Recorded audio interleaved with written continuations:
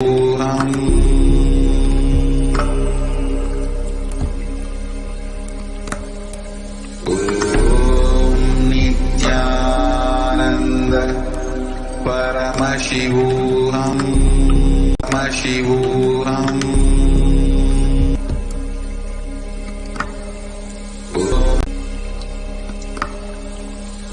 Om Nithyananda, Om Nithyananda Paramashivohananda Paramashivoham.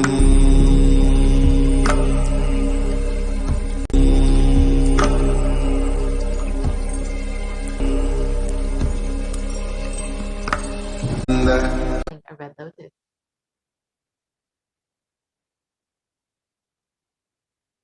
I meditate on the great empress. She is red in color, and her eyes are full of compassion, and holds the noose, the goad, the bow, and the flowery arrow in her hand. She is surrounded on all sides by powers such as anima, and she is the self within me. Devi is the ultimate pure feminine consciousness. Parashakti is the cosmic mother. It is her cosmic womb from which billions and billions of universes come out and go in. Source where the Big Bang and black holes go on. Parashakti is the source Shakti, source energy, source power, from which all of us came, in which all of us are even now, in which all of us are going to merge. Out of her extreme love and compassion, Parashakti herself is manifesting through the embodied form as the Nijavatara of the supreme concept of Hinduism, gracing us, answering all of our questions, attending to our prayers, giving boons, healing us, revealing our past, present, and future, delivering profound spiritual truths, and ultimately giving us the experience of Paramashivoham itself.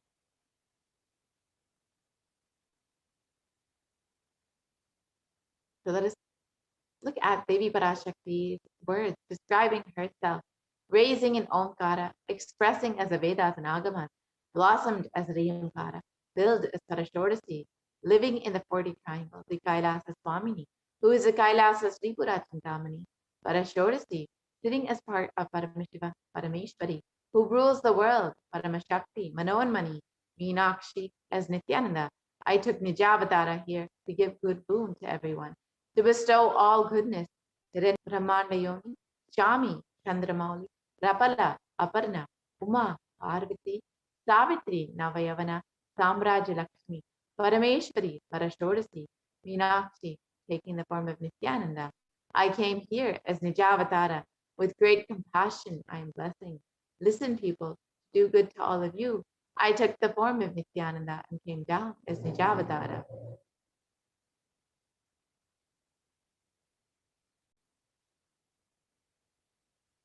Devi continues on, raising in Omkara, blossoming as Shiva, Shiva manifesting as his source of existence.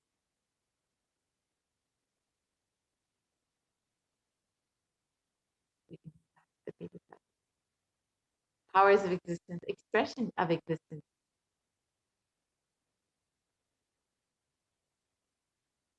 Sorry, we can go back to the previous slide.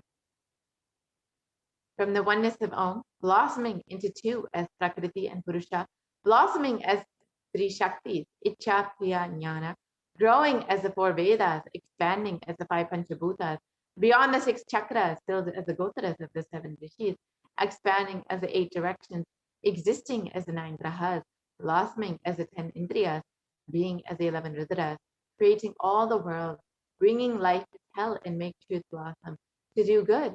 Parashodasi, Meenakshi, in the form of Nithyananda, I came here to bless every one of you.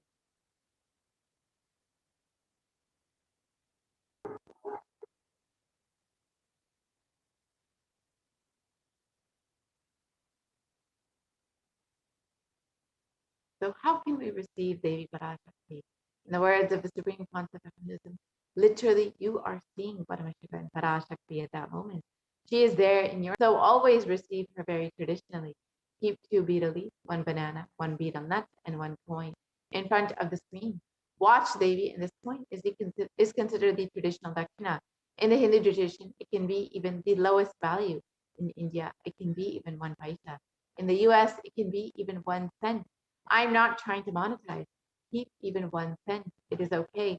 So for 100 days, if you have darshan, it will add up to $1. In India, even 1 paisa is okay. And you can offer that to Devi after the darshan is over. Do namaskar and eat the banana, the betel leaf, and betel nut. Take it as prasadam immediately. Collect those coins and send them to the LA temple. This betel leaf, betel nut may look too small, but in a few days you will see how much it adds to your sentiment that really she is there. You will not take the Devi darshan for granted. Rituals will break your monotonous, unconscious mentality and lifestyle and remind you and raise you to the powerful cognition. It will break your unconscious behavior. So you see how to set up your tambulam with 2 betel leaf, 1 banana, 1 betel nut, and 1 coin. You can put that on a plate and offer that to Devi every time you have darshan. Keep it in front of your screen, and you will see how your relationship with Devi Parashakti grows with this one small gesture. Now, let us enter into the next segment and understand how we can connect, what all Devi Parashakti has revealed for humanity at this time. As all of us know, she's been continuously manifesting just to guide us, bless us, and answer each and every one of our prayers.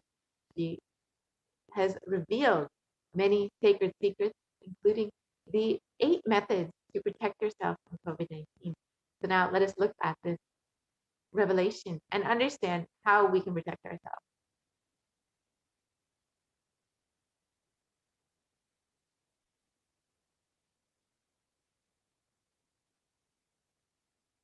In the Guru Padaka Stotram, composed by Adi Shankaracharya, the very first verse describes how the Guru Padakas, these sacred feet of the Guru, are the boat that helps us cross the Ananta Samsara Samudra, the seemingly endless ocean of samsara or suffering. And in this verse, it describes salutations to the sandals of my Guru, which are a boat which help me cross the endless ocean of life, which endow me with the sense of devotion to my Guru, and by worship of which I attain the dominion of renunciation.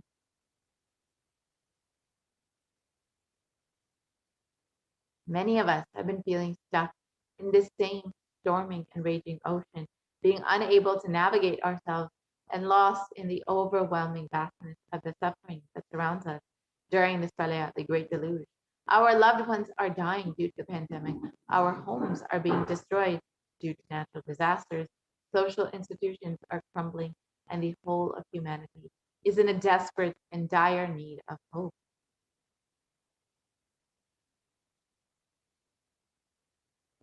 Cosmic Mother has come down to alleviate the suffering of humanity.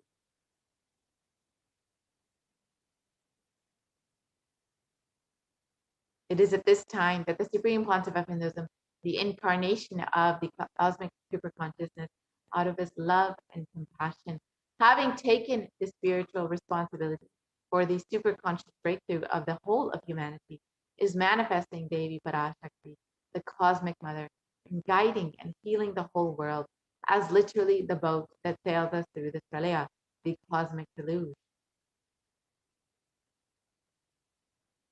Devi Parashakti is herself manifesting through the Nijavatara, answering each of our prayers, granting boons, healing us, manifesting miracles, removing all of our pain and suffering. And Devi has not just attended to us individually, but also as a humanity at large.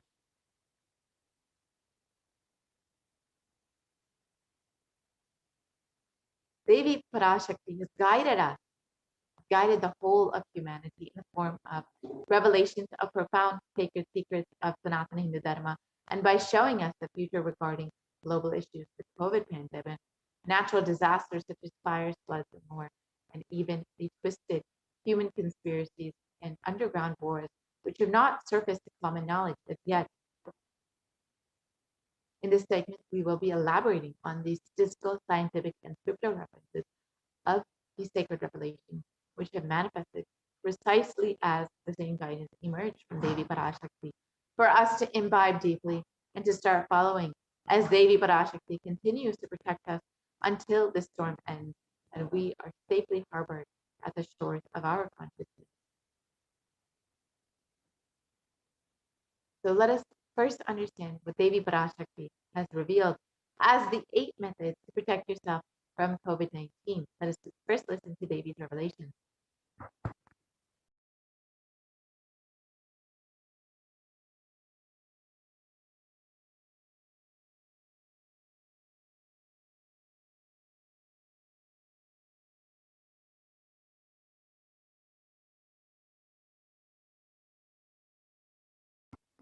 Sorry for the technical glitch. We'll be fixing the audio shortly.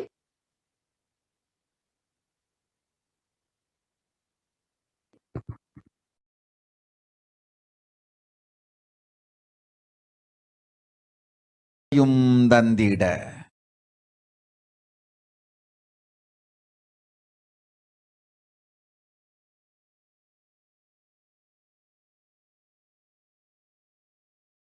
பரஷோடசி Meenakshi Parameswari Meenakshi Parasakthi Meenakshi இங்கு எழுந்து அருளினோம் எல்லோர்க்கும் ஞானமும் தன்மையும் தந்திட நன்மையெல்லாம் அளித்திட நாமே வந்தோம் இங்கு கைலாசத்தின் சுவாமினியாய் பரமசிவன் கிரகத்திருந்து நம் அனுக்கிரகத்தினால் நித்யானந்தன் விக்கிரகமாய் மலர்ந்தோம். உங்கள் எல்லோருக்கும் நல்லதை செய்திட, நன்மையை சொல்லிட, தர்மார்த்த காம மோக்ஷம் எனும் புருஷார்த்தங்கள் நாளும் பொங்கி மலர்ந்திட வந்தேன் இங்கு. மாந்தர்கள் கொடுந்தொற்று கொரோனா கண்டு அஞ்ச வேண்டாம். 8 வழியின் மூலமாகவும் எண்ணத்தில் தியானித்து என்னை பிரார்த்தித்தல் 1, சமூக வலைதளங்கள் மூலமாய் என்னை சரணடைதல் 2, எங்கெல்லாம் என் மகமாய் வடிவத்தில் நான் குடிகொண்டிருக்கின்றேனோ அங்கெல்லாம் பூமிதித்து என்னை வழிபடுவது 3, நெஞ்சில் மஞ்சள் தடவி வேப்பம் சாரருந்தி தினந்தோறும் என்னை தியானிப்பது 4, நிர்விகல்ப நிலையிருந்து நித்யானந்தத்தை நிறைத்து உயிர்வது 5, சிவ சிவ சிவ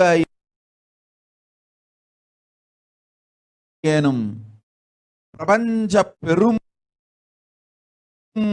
நாதத்தை அஜபா ஜபமாய் நிகழ்த்தல் 6, நிறைவான பூரண மனத்தோடு வாழைப்பழத்தோலும் வெங்காயமும் குதிகாலில் வைத்து பத்திட்டு நித்திரையில் அடங்குவது 7,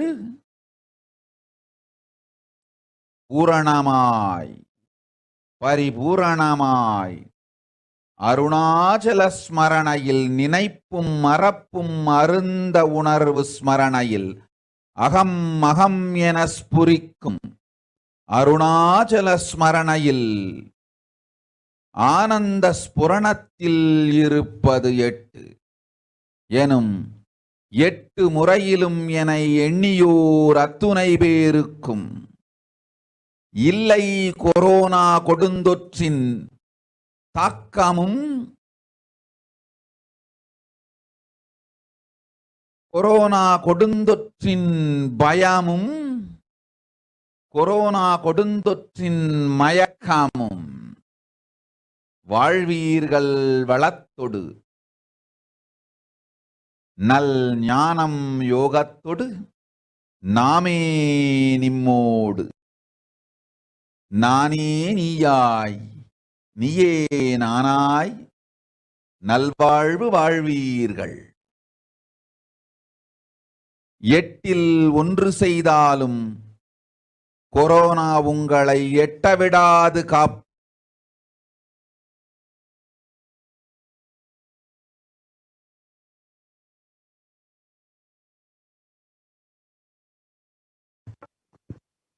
Now let us look at Devi Parashakti's revelations mapped into English.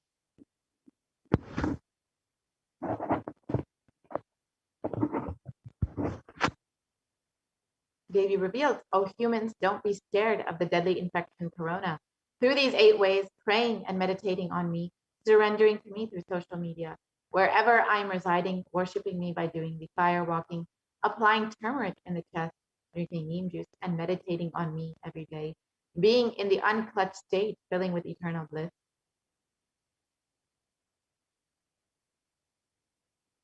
doing the Ajaba of the cosmic sound, Shiva, Shiva, Shiva, with complete mind, applying banana peel and onion in the heels and going to sleep, being in the state beyond any remembrance or forgetting, in the Arunachala Swarana that blossoms as Aham, Aham, in the state of Ananda Swarana. Everyone who thinks on me through these 8 ways, they will not have effects of corona. They don't have fear and delusion of corona. You will live with prosperity, with wisdom and fortune. Me with you, you as me as you. You will live a good life, even if you do one of these 8 ways. I will protect you. Corona will not affect you. Don't have fear, O people. Be blissful.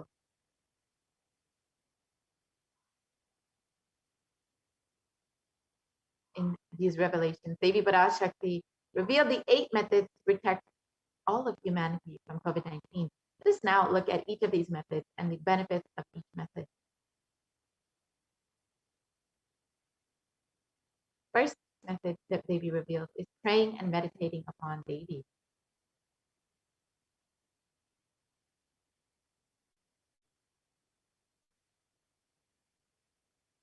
So modern science has studied extensively the benefits of meditation. And here, Helpline has published 12 of these science-based benefits. So let us look at this. First, it reduces stress. It controls anxiety. It promotes emotional health. It enhances self-awareness. It lengthens the attention span. It may reduce age-related memory loss. It can generate kindness. It may help fight addictions. It improves sleep. It helps control pain. It can decrease the blood pressure, and it is easily accessible anywhere.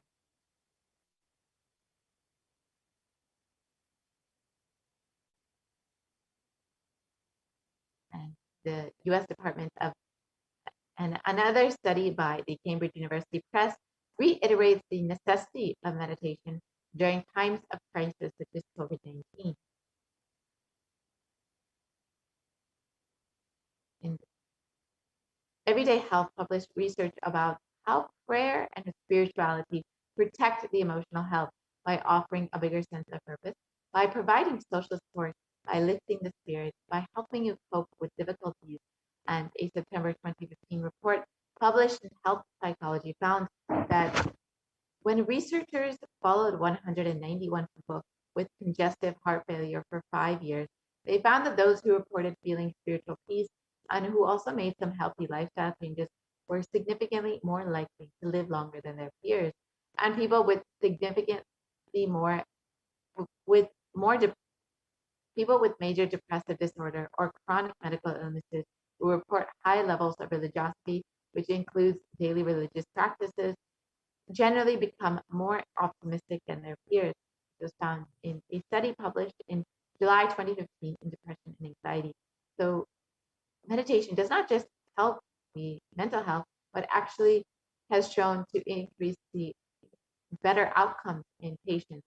So now let us understand what the avatar himself has directly demonstrated as the impact of meditation on the brain.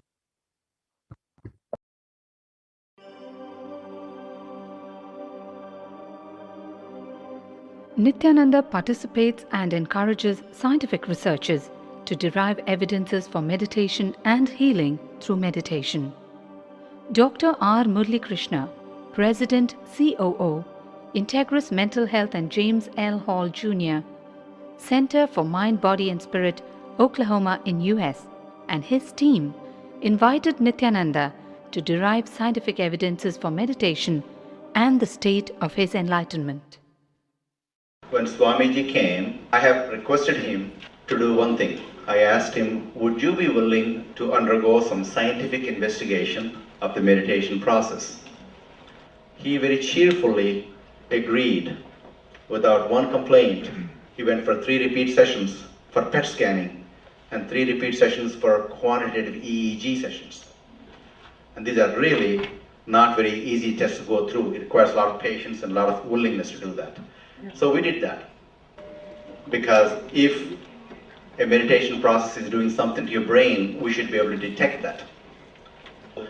Scientific findings are verifiable. They are replicable. You can replicate them, duplicate them. So Swamiji went through those sessions and we found some interesting findings. In PET scan, they inject a radioactive dye which goes and sits in parts of the brain that are active. In the normal, non-meditative state, the brain is very active. And when we are seeing someone, the rear end of the brain, the visual cortex, is very active, as shown in the diagram. Usually the brain is so active, there are 100 billion brain cells there. But what meditation does is something very interesting. It shows the frontal lobes getting more active. The frontal lobe is where you have judgment, wisdom, reasoning. Here are some of the brain scans I'm going to share with you. This is alert, non-meditative state. The second one is 30 minutes into 30 minutes meditation. Look at the frontal lobes, how they light it up. They light it up big time. 60 minutes of deep meditation, and here is a deep, deep level of meditation where it lights up significantly right here. Right in the middle. Probably 1.5 inches, 2 inches deeper.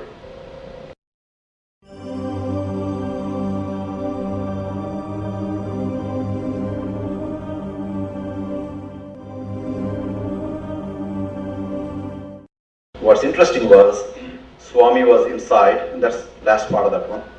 See that light right here? So what's interesting was, I've never seen that before in my life. So the other parts I've seen may not be to the extent that Swamiji showed, but this is something interesting. There is something called dopamine, which is a chemical our brain is involved in. Dopamine is produced mostly in this area. And when you have any pleasurable feeling in your body, it is mediated through dopamine. It's a neuroreceptor. It's a chemical that transmits messages of pleasure. Basically evokes pleasure chemical. You eat the same thing is with visual pleasures you have. Beautiful people, beautiful sceneries, nature, whatever gives you pleasure. It's mediated through dopamine. Everything that human being experiences involves dopamine. But what's interesting is that you and I have the potential to create our own dopamine in a big way. So I named it, for lack of a word in the past, the D spot, which is the dopamine spot. If you can discover your D spot, you got it made in life. The D really stands for divine spot. The D also stands for delight, and the dopamine spot. What's also interesting is that he could, at will, go in and out of those states. Those are some of the findings I want to share with you. There's so much more to talk about physiology of mind and brain and the body. It's a fascinating field that this is something that all human beings can relate to, can apply in our own lives. Not only a sophisticated knowledge, but these things have application in daily life for all of us. Nithyananda's system of free healing, known as Nithya Spiritual Healing, has been baffling the medical world, curing diseases from migraine to cancer. Qualified people are also initiated to become healers. The complete report of the research conducted on Nithyananda's neurological system can be found in the book Mystic Phenomena, Scientific Data.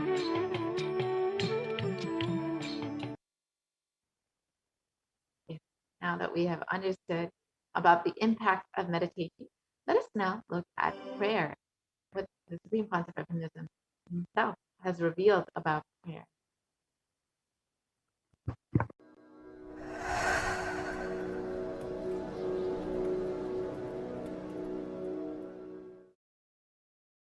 If you are not allowed to do yoga, made to believe early morning sleep is the best thing in your life, you are tortured, you are abused, your divine rights are violated.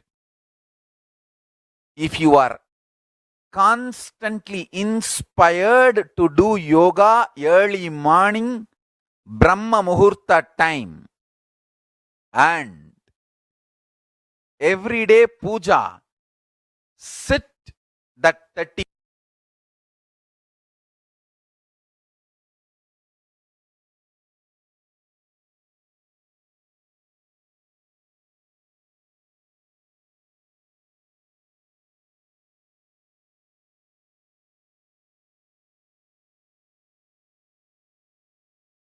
sit that 30-40 minutes and melt down by feeling connection. Understand, nothing can be compared to prayer to bust your stress. I tell you, prayer is the best stress buster. Deep feeling connection and tears rolling in your eyes and melting down. Prayer to Paramashiva. Intense yearning, Vyakulata, talking to Paramashiva, relating to Paramashiva, none compared to that to bust your stress. I tell you, every day puja is an ultimate recharging experience. If you do everyday puja,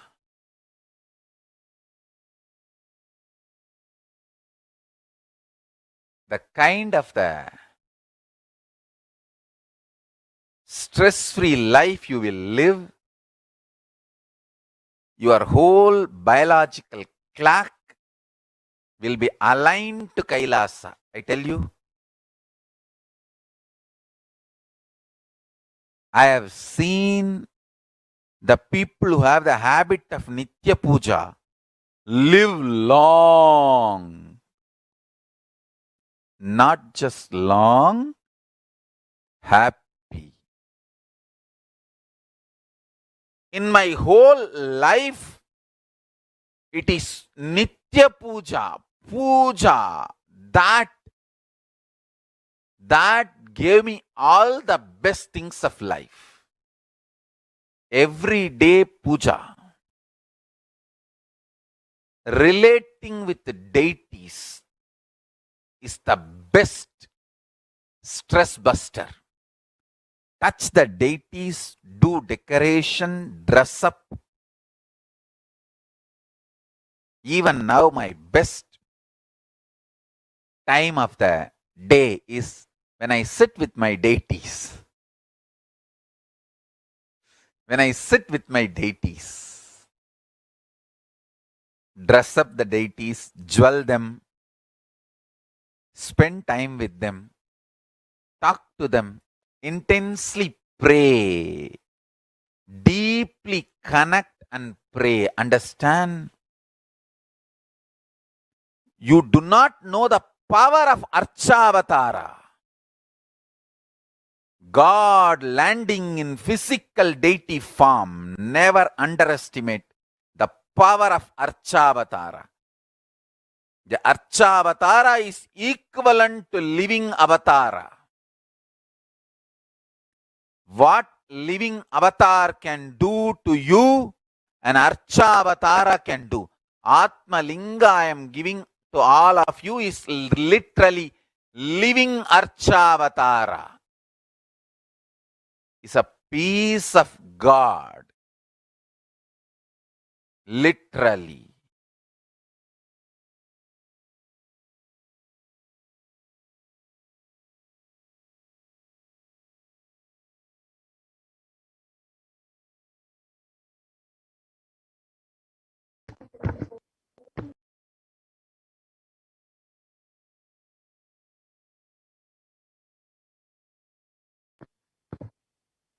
Yes. Let us now look at the next method revealed by Devi Parashakti, surrendering to Devi Parashakti through social media.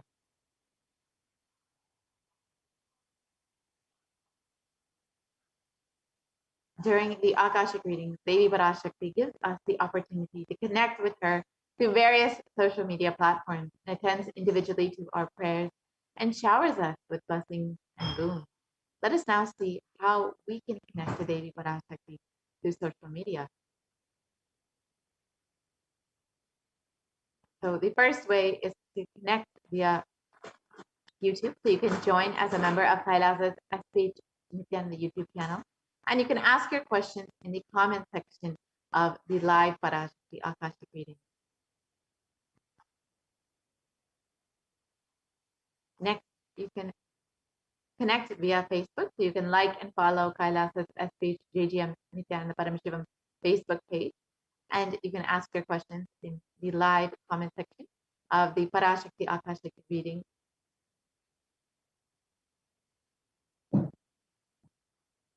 Next, you can connect via Twitter. So you can follow Nithyananda on Twitter and ask your questions in the reply section of the tweet with the hashtag #AskTheAvatar.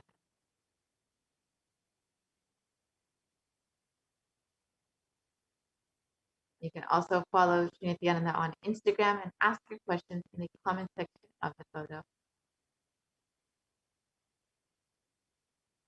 And lastly, you can connect via WhatsApp. So you can go to kailasa.org and you'll see the WhatsApp chat box that pops up.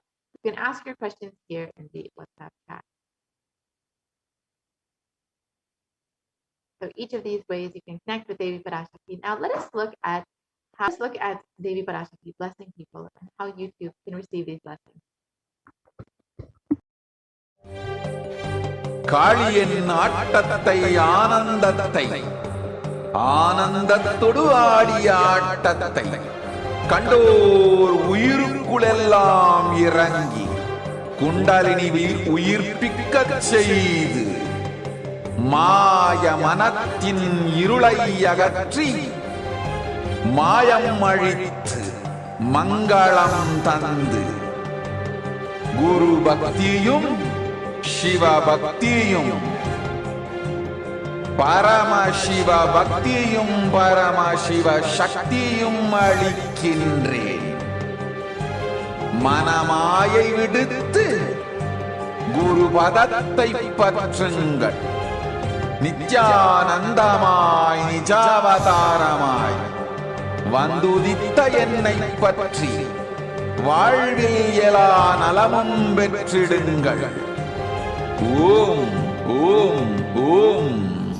யாதுமாகி நின்றாய் காளி, ஓம் காளி ஓம் சக்தி, ஓம் காளி ஓம் சக்தி, ஓம் சக்தி ஓம் சக்தி ஓம் சக்தி. ஓம் ஓம் ஓம் ஓம்.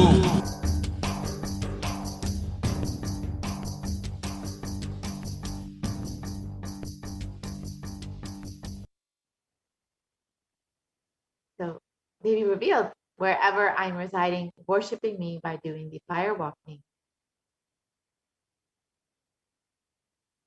So let us understand the science behind fire walking. The Supreme Pontiff of Hinduism revealed this is an alchemy process. And in the words of the Supreme Pontiff of Hinduism himself, our rishis and munis were adepts and masters in every field, whether health, keeping the society safe in every field. So all the vratams, the pujas, the spiritual techniques, religious rituals, anything they design is highly scientific and directly useful to the life.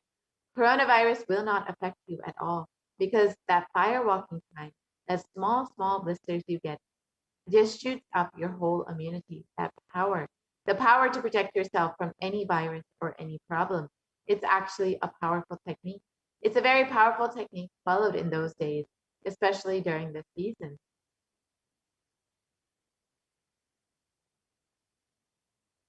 Especially that is done very traditionally, systematically. If you had even small blisters, and even if you did not have any blisters, you are protected already from corona problem. You will not be affected at all. Corona will not work on you. It will not affect you. And don't worry, it is a traditional way of making you immune. Actually, it's a traditional vaccination process. It's 11 feet length, the burning live charcoal on which you are supposed to walk with the traditional powerful music, which activates your lymph system, that mukulam, we call it in the back of the neck.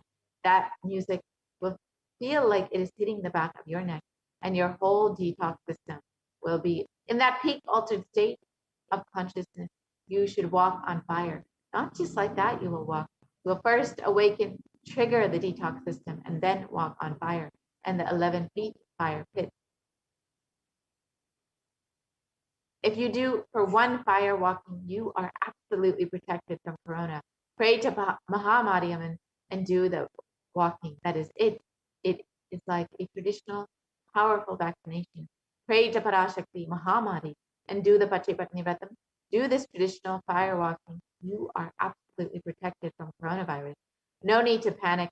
Traditional vaccination, traditional, natural, organic. No bad side effect vaccination is the Hindu fire walking. So now let us understand the science behind fire walking as revealed by the Supreme Concept of Hinduism.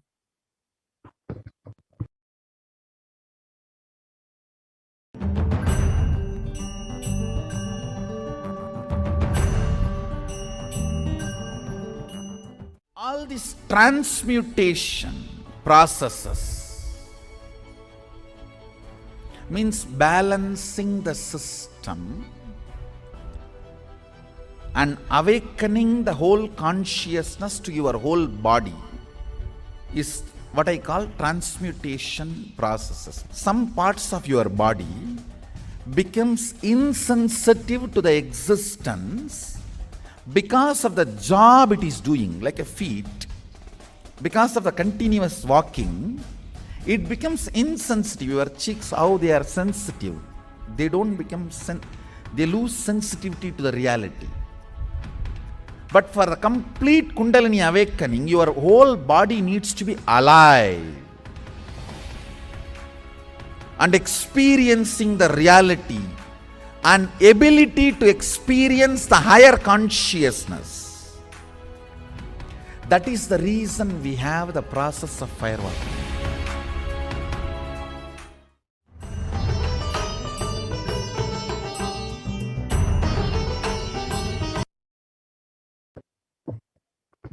Yes, now let us see the Supreme Concept of Hinduism himself doing the fire walking in Tiruvannamalai, the birthplace of the Avatar himself.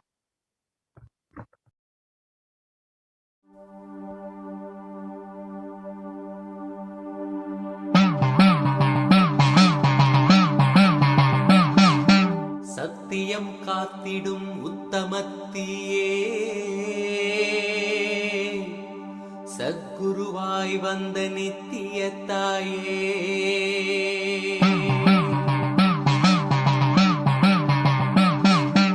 வேதங்கள் வணங்கிடும் ஆதியும் நீயே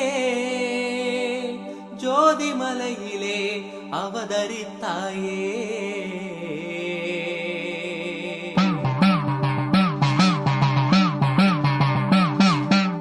அவனியை பேணும் ஞானமும் நீயே அக்னி வடிவிலே அருள் புரிந்தாயே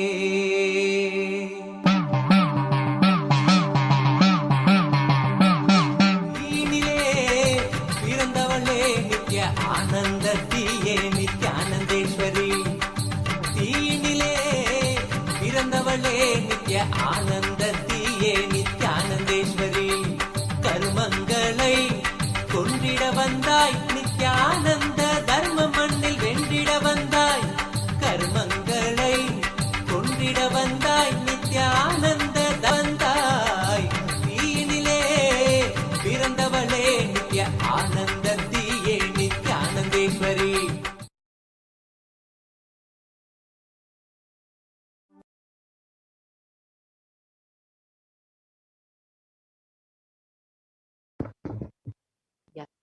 Now, let us look at what modern science has also understood about firewalking. A study conducted by the U.S. National Study of Medicine, the National Institute of Health, regarding firewalking, the benefits of firewalking, has shown that firewalking increases the levels of happiness and lowers fatigue levels in those who participated in firewalking compared to those who did not. Now, let us look at the next method revealed by Devi Parashakti. Applying turmeric on the chest, drinking neem juice, and meditating upon Devi Parashakti every day.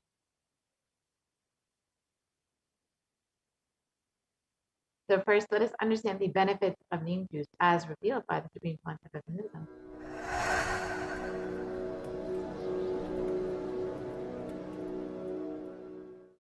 Bididi. It is not, I'm not talking from air, I'm talking from ground. In Bididi, before we came to that land, 30 borewells were dug, no water. Now, from the day we came till now, we have water for 10,000 people to live comfortably in that very land. It's only pouring, pouring Karumari's grace wherever we started ashram. Nature completely cooperates because we know biology, whole biology thinks.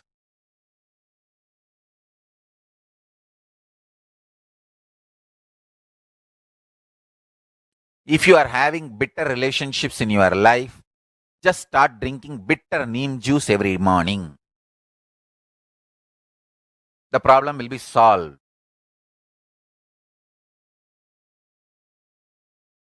Understand, if you are irritated, even if you don't react, even if you don't talk to people, you release that kind of vibes. Take Haritaki. You will see you release sweet kind of vibes. Take neem juice. You release healing, compassionate vibes. A woman who applies neem powder and takes bath, who applies turmeric powder and takes bath, is equivalent to Karumari Mahamayi.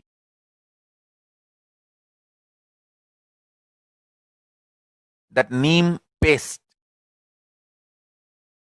and turmeric powder, if a woman takes bath with that, she is equivalent to Mahamayi.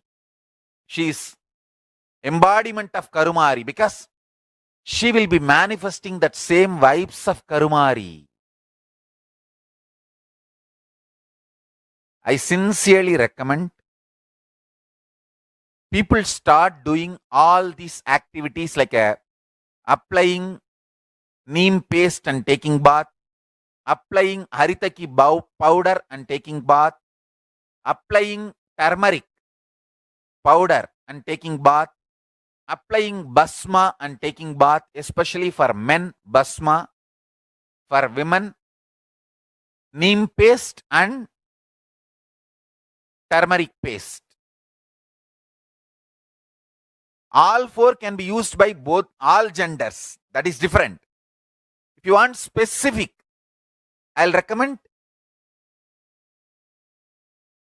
the neem and turmeric for female body, haritaki and basma for male body. Understand, your whole biology things. Working on whole biology changes the whole life. So, now with this understanding the whole biology things, think Mahavagya. This is Ajapa Japa. Think Mahavagya. With the understanding your whole biology thinks.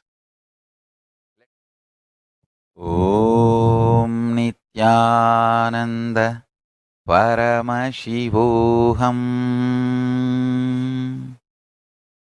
Blessings to all of you. Start manifesting powers. Now, Yes. Now that we've understood the benefits of neem, let us look at turmeric.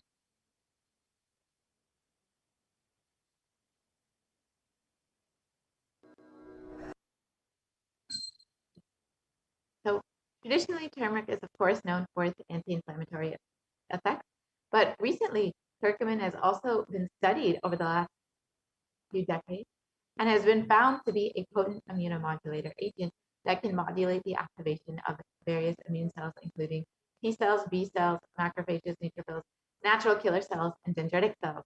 And curcumin can also downregulate the expression of various pro-inflammatory cytokines and chemokines.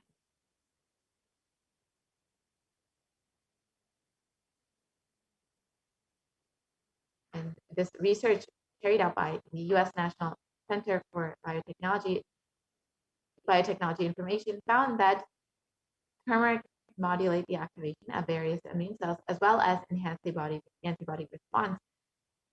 So overall, it can improve your immune strength.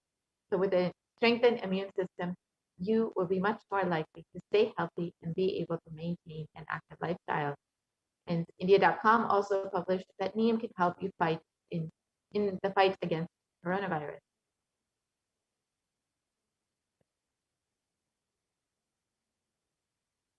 And another report states that turmeric and neem are effective against coronavirus, according to a KGMU study.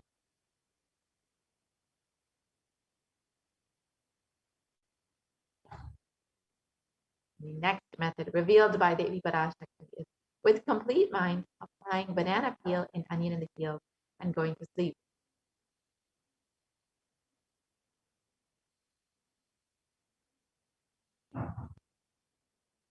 So you can see in the photo how you can do this. You can put a banana peel or onion on your foot and put a sock over it, just like in the photo.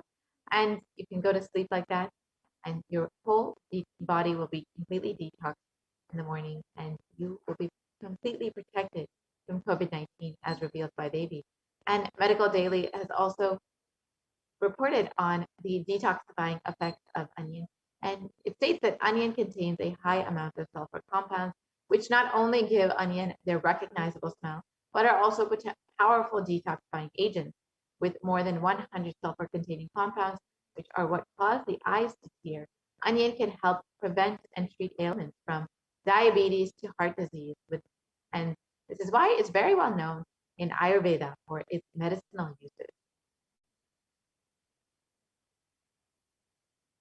And the Journal of Phytotherapy has published a review on the detoxifying effects of onion, which states that compounds from onion have been reported to have a range of health benefits, which includes anti-carcinogenic properties, antiplatelet activity, antithrombotic activity, anti-asthmatic, and antibiotic effects.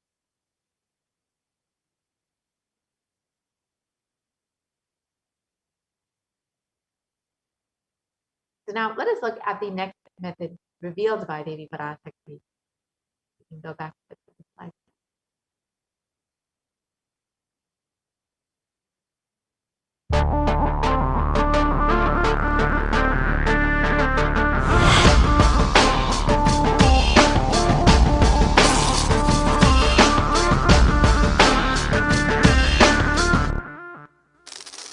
The brain is the organ which controls our whole physical being. Once our brain has been imbalanced, it will then transmit that imbalance throughout the whole body.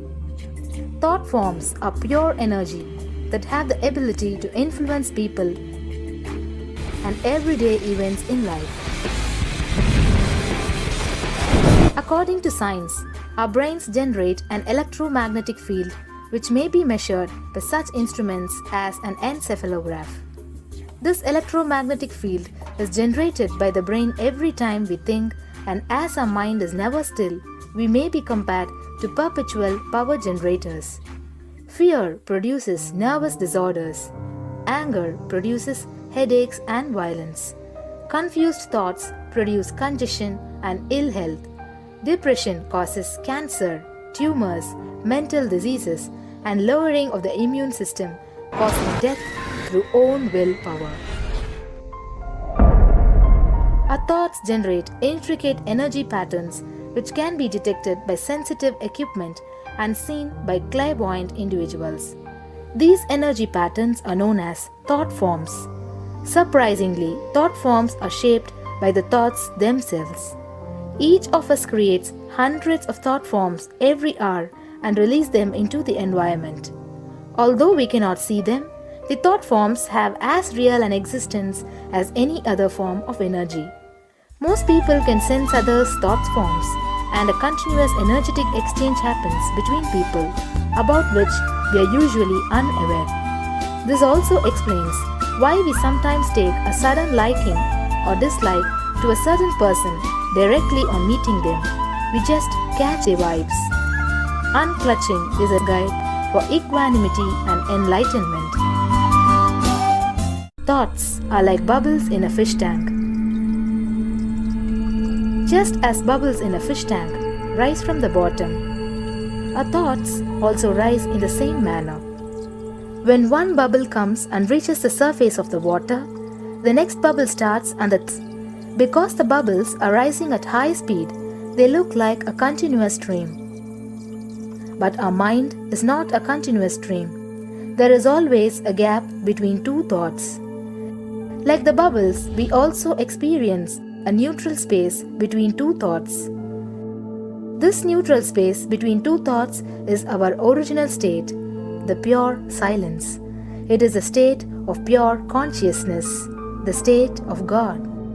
Since the gap or the neutral space between two thoughts is too small, we think all thoughts are connected and form a shaft. But there is always a gap between two thoughts.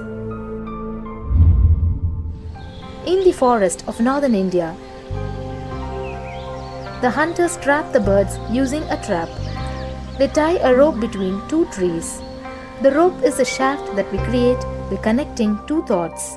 In the middle of the rope, they secure a wooden stick. The stick is our mind. The rope is tied at the midpoint of the stick.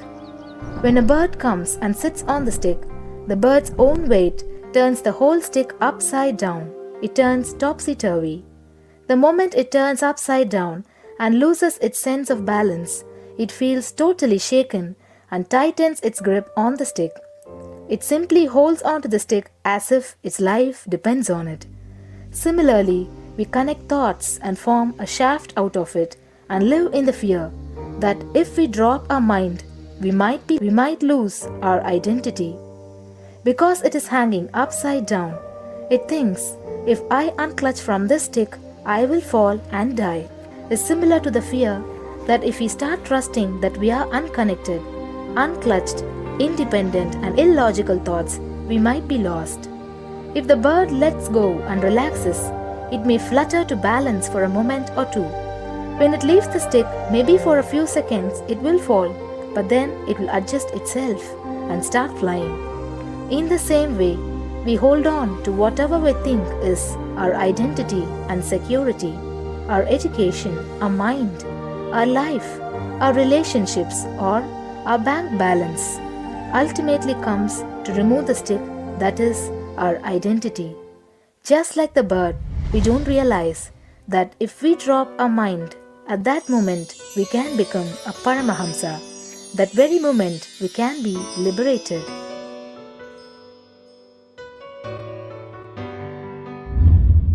In Mundaka Upanishad, there is a story which explains, there is a huge tall tree, and in the tallest branch of the tree, there is a golden bird sitting unclutched from everything in bliss, like Dakshinamurti. In the lower level branch, there is a small bird which jumps from here and there to various branches eating fruits. When it eats a bitter fruit, it feels bad. Whenever she eats the bitter fruit, she sees the bird which is looking above silently like Dakshinamurti and feels why I should not be like that bird. But unfortunately, when the same bird, when it eats tasty fruit, it forgets the bird sitting above it. In the same way, she keeps battling between branches, eating bitter and tasty fruits again and again. One day, as a small bird flies up higher and as it reaches near the golden bird, it realized that he and she are the same. There is no difference between them both and realizes her original state. The small bird realizes that she also can be in the same state of the golden bird and become a Paramahamsa. This moment, trust yourself. Don't bother about losing your identity. Just trust yourself and let go of your identity. You will immediately become a Paramahamsa and be liberated. All you need to do is to trust that you're unclutched. Dropping the conclusions you can't be transformed is unclutching.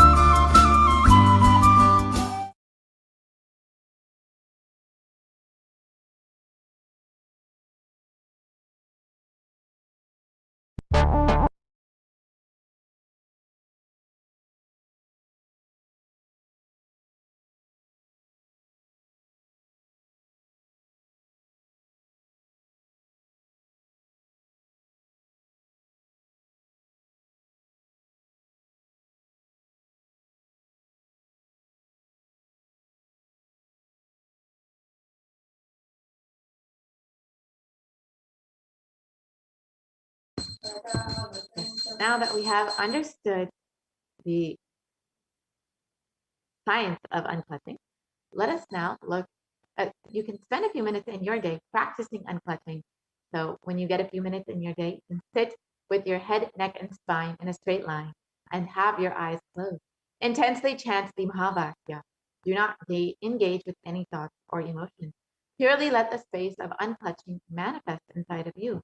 Chant the Mahavakya. Om Nithyananda Paramashivoham. And when you do that, you can also sign up your Minutes for Peace at kailasa.tv/Minutes for Peace. How many ever minutes you get in your day, go ahead and become a part of this global unclutching initiative.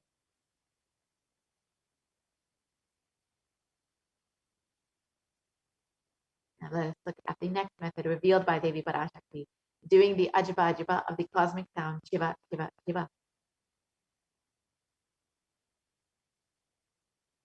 A study conducted by the U.S. National Library of Medicine on the benefits of chanting has shown that the chanting has a direct positive benefit for the physical health and mental well-being. And the study correlates the chanting of the Ajba to the vagus nerve stimulation, which is a treatment used in depression and epilepsy.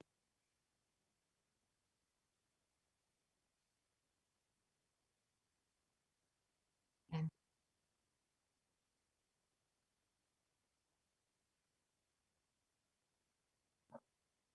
And another study conducted by Dr. Masaru Emoto establishes the how human intentions, words, and thoughts can actually change the molecular structure of water.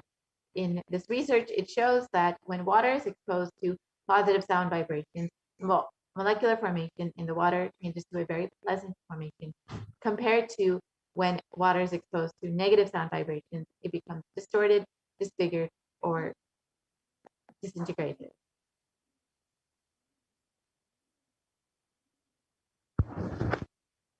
So here are some examples of how water reacts when exposed to positive sound vibrations, words like compassion, thank you, and wisdom, and versus see how the water molecule forms into this beautiful snowflake-like structure. And when it's exposed to negative sound vibrations like heavy metal music, words like I will kill you or you fool, the water molecular formation becomes disintegrated, disfigured, and distorted. So you can imagine what happens inside of your own body, which is composed of up to 60% water, when you chant the Ajba Ajba, the powerful sacred mantra.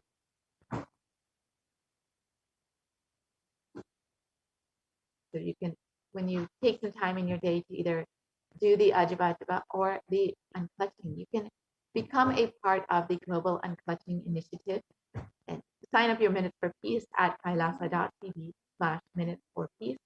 And the Supreme Concept of Hinduism has revealed that if 10,000 people can do this just for 3 months, we can give such a powerful, super conscious breakthrough to the whole of humanity.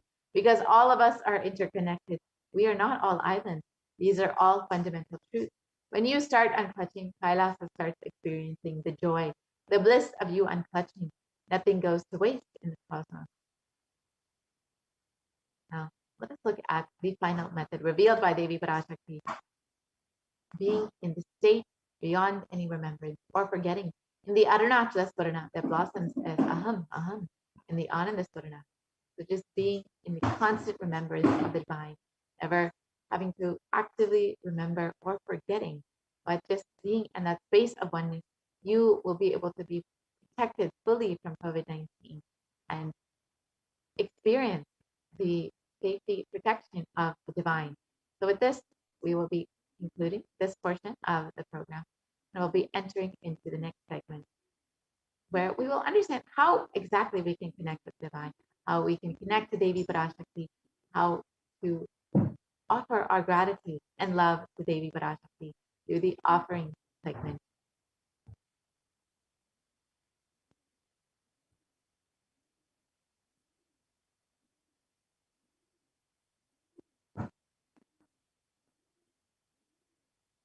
And most recently, Devi Parashakti revealed that when you have the intention to make an offering, it is only by the divine grace that you are even having this intention.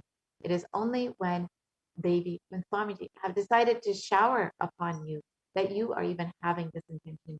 When you're having the intention to make an offering to Devi, to Swamiji, you should celebrate that intention because the divine Swamiji are ready to manifest through you. So now let us enter into this offering segment.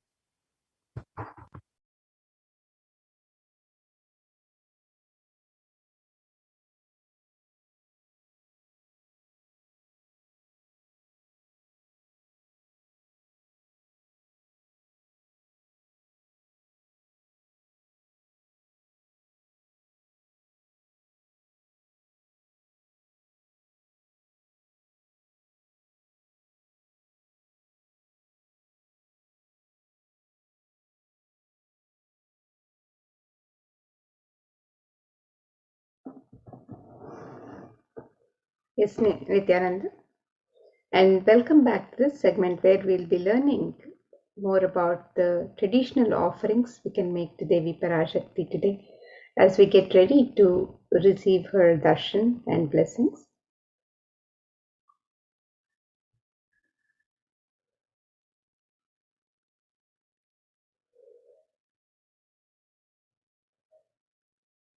And in the Vedic tradition, making an offering to the divine as we get ready to receive the darshan or blessings of the divine at the temple or when we visit a guru. This tradition is a pure offering of love and devotion. It is the expression of the sacred sentiments of the devotee. And when the divine accepts what one offers, the offering becomes complete. These offerings are not made out of fear or greed, but as a pure expression of the love, devotion, and gratitude for the divine, as an expression of the sacred sentiments of the devotee for the divine. When an avatar lands, the offerings are purely a part of the grand Leela played out only for the purpose of enlightenment.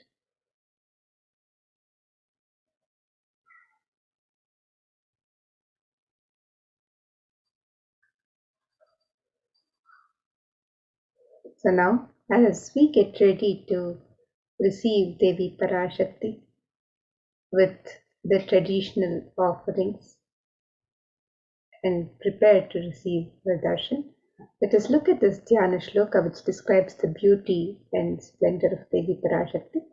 This is from the Moola Agama, Manonmani Dhyana, and this verse says, इन्दुनिभवेदकरवनिनयनं स्यात् पङ्कजवराभयजपाक्षरसरयुक्तम् अङ्गहिमभूषणविचित्रवसनं स्यात् तुङ्गमकुटोज्ज्वलमनोन्मणिस्वरूपम्.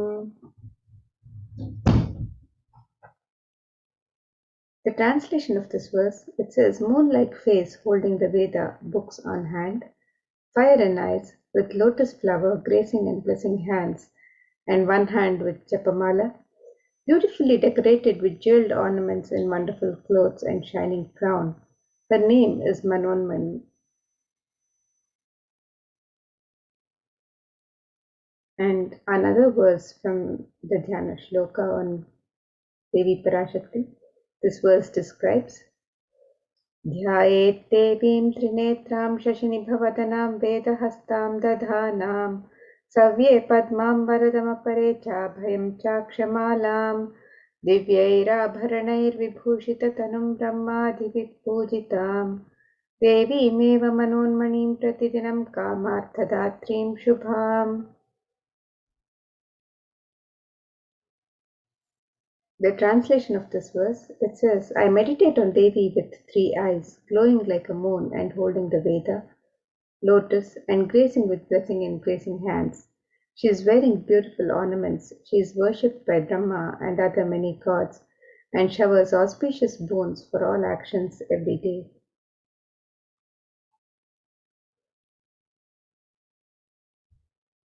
And in the Hindu tradition, the divine element of gold is used in abundance in all the rituals and worship for the divine. It is considered a sacred element. Let us look at one of the scriptural references for the use of the divine element of gold in the Hindu tradition. This verse from the Atharva Veda describes त्रेधाजितं जन्मनेदं हिरण्यम् अग्निरेकं प्रियतमां बभूव सोमस्यैख्यं मिंसितस्य परपतता पापमेकं वेद संरेत अहुतत्ते हिरण्यं त्रिविधस्त्वैविषे. The translation of this verse, it says, triply born by birth is this gold. From the atoms of Agni is one. It becomes dearest to Agni. One fell away from the Soma when it was hurt. One they call the seed of virtuous and powerful Apa, the watery molecules. Let that triple gold be for your long life. The gold is a divine element in the Hindu tradition. It purifies anything that it touches. It is an element of great spiritual significance and spiritual power of healing and enlightenment. The vibration of gold has the power to infuse sattva energy and positive thought currents in anyone who wears it and in anyone who sees or operates in its vicinity.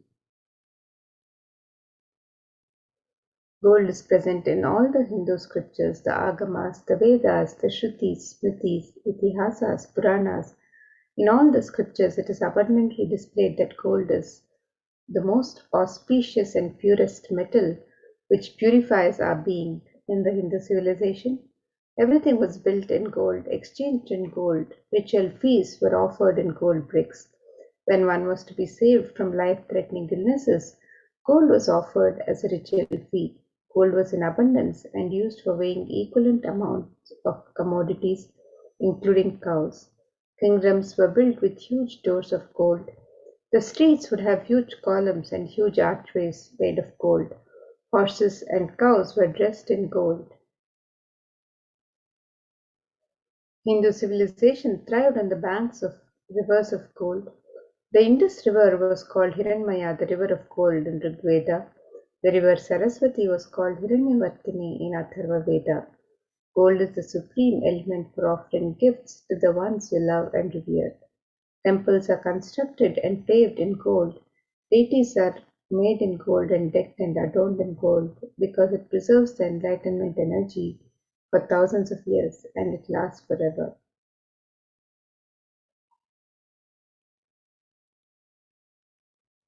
And now let us take a look at the various traditional offerings that we can make to Devi Parashakti today as we get ready to receive her blessings and darshan.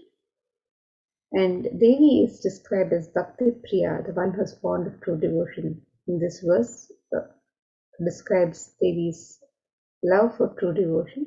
It says, Bhakti Priya, Bhakti Gamya, Bhakti Vashya Bhayapaha, Shambhavi Sharadaradhya Sharvani Sharmadaini. The translation of this verse, it says, Devi is fond of true devotion and is realized through true devotion. She can be won over through true devotion and she removes all fear. If there is any fear in the minds of the devotees, Devi is sure to remove that fear. It is stated that Devi likes to be worshipped in autumn. Here it is meant the autumn of our lives When thoughts turn more and more inwards, the role of the divine is known and understood clearly. The need for Devi worship then becomes stronger. Shambhavi is the consort of Shambhu, who is Lord Shiva. Sharadharadhya is the one who is worshipped by Devi Sharada, Devi Saraswati. Sharvani is the wife of Lord Shiva. The Linga Purana says Lord Shiva is called Sharva in his earth form. Sharmadayini is Devi who bestows happiness on devotees, and you can offer your gratitude and devotion to Devi Parashakti by offering your kanika, your token of gratitude in the e-Hindi, and you're blessed with all the auspiciousness and blessings of Devi Parashakti. You can make the offerings of the e-Hindi in any amount and in multiple currencies of your choice, just as we offer any token of gratitude in the Hundi in the temples in India, in the Hindu temples. You can make the e-Hundi offering in any amount and in multiple currencies on the website www.kailasamailer.com/sevas.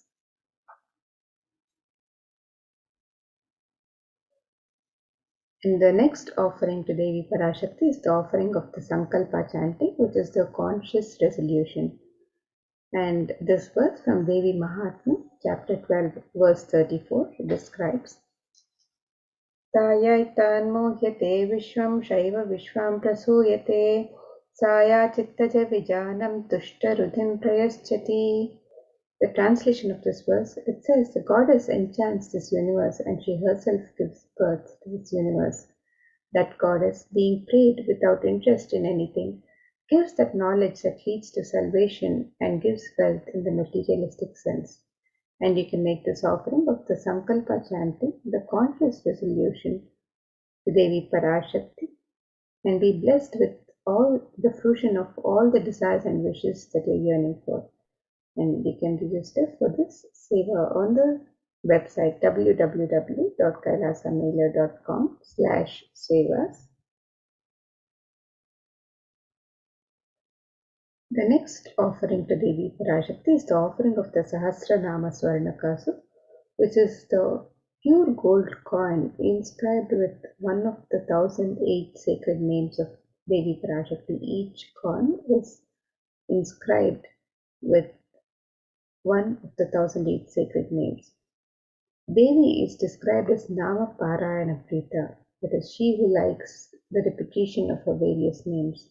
And this offering of the Sahasranama Swarnakasu, with each gold coin inscribed with one of the 1008 sacred names of Devi Parashakti, is a very special and unique archana offered to Devi Parashakti. And you can make this offering of the Sahasranama Swarnakasu in 3 different denominations and any number of coins as you wish to offer. And by making this offering, where each coin is inscribed with the sacred name of Devi Parashakti, describing her Ananta Kalyana Gunas, the divine qualities of Devi Parashakti, you are also blessed to imbibe these very same divine qualities of Devi Parashakti herself. So you can make this offering of the Sahasranama Swarnakasu, the pure gold coin inscribed with one of the 1008 sacred names of Devi Parashakti. You can make this offering on the website www.kailasamailer.com/sevas.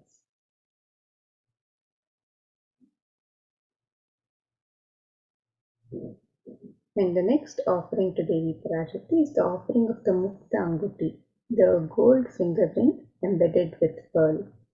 And Devi is described as the one who is adorned with garlands of pearls and gems. Let us look at this verse which describes Devi's beauty adorned with pearls and jewels. This verse says, Muktahara lasat kirita ruchiram purnendu vaktra prabham Shinjannu kinkini manidharam padma prabha bhasuram Sarvabhita palapradham girisutam vani rama sevitam मीनाक्षीं प्रणतोऽस्मि सन्ततमहं कारुण्यवारां निधिम्. The translation of this verse, it says, I bow to the goddess Meenakshi, whose crown has garlands of pearls and the face shining like a full moon, who wears anklets that are studded with gemstones and has small belts, who is shining like the splendor of the lotus, who grants all the wishes, the daughter of the mountain, who is worshipped by goddesses Vani and Rama. I remain ever bowing to the goddess Meenakshi, the ocean of compassion. And we can make this offering of the gold finger ring embedded with pearl and receive the blessings to be showered by the pure love and compassion of Devi Parashakti in all of your business endeavors. You can make this offering of the Mukta Anguti, the gold finger ring embedded with pearl, on the website www.kailasamailer.com/sevas.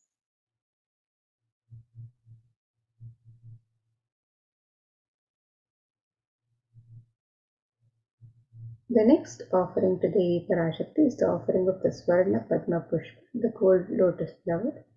And the lotus is a sacred flower used in the worship of the divine and in the tradition. And various scriptures describe the significance of the lotus flower. So let us look at this one verse from the Kamikagama, which describes one of the many significance of the lotus. This verse describes अष्टविद्येश्वरोपेत कुम्भावरणसंयुतं सर्वे ससूत्रवस्त्राद्या हेमपङ्कजभूषिताः सपिधनः सत्कुरच्चश्च पक्वबिल्वफलप्रभा स्नपनध्याय संसिद्धा प्रमाणेन समन्विताः. The translation of this verse says, all the kalashas should be wound around with suitable thread and covered with a new cloth. They should be adorned with the lotus flower made of gold. And there are hundreds of scriptural references in the tradition for using the lotus in the worship of Paramashiva. Almost everything in the worship of the ultimate involving the consecration of deities of worship or meditating on the mudras and asanas used during worship involves the lotus flower, the lotus leaf, the lotus pericarp, the lotus petals. The lotus is a divine flower in the Hindu tradition. The Shakti of Paramashiva is also called the lotus. The base of the Paramashiva linga is a lotus. The disciple of Paramashiva is also considered a lotus, the one who is about to bloom. And you can make the offering of the gold lotus in any of 3 different sizes as you wish to offer, and be blessed to have the state, space, powers, and being of Devi Parashakti in your inner space amidst any and every adverse situations in life. So you can make the offering of the gold lotus on the website www.kailasamailer.com/sevas. And the next offering to Devi Parashakti is the offering of the Swarna Metti, the gold touring to adorn the sacred lotus feet of Devi Parashakti. And these verses describe the beauty of the sacred lotus feet of Devi Parashakti. And this verse says, Nakadhiditi sanchanna namajjanatamo guna padadvaya prabhajala parakrita saroruha. The translation of this verse, it says, you whose brightness from the toenails destroy the darkness of ignorance from the minds of your devotees who prostrate at your feet, you whose brightness from your 2 feet overpowers that of the lotus flower too. And we can make this offering of the Swarna Metti, the gold touring to Devi Parashakti, and be in constant gratitude for receiving her blessings in even the most difficult aspects of life. We can make this offering on the website www.kailasamailer.com/sevas.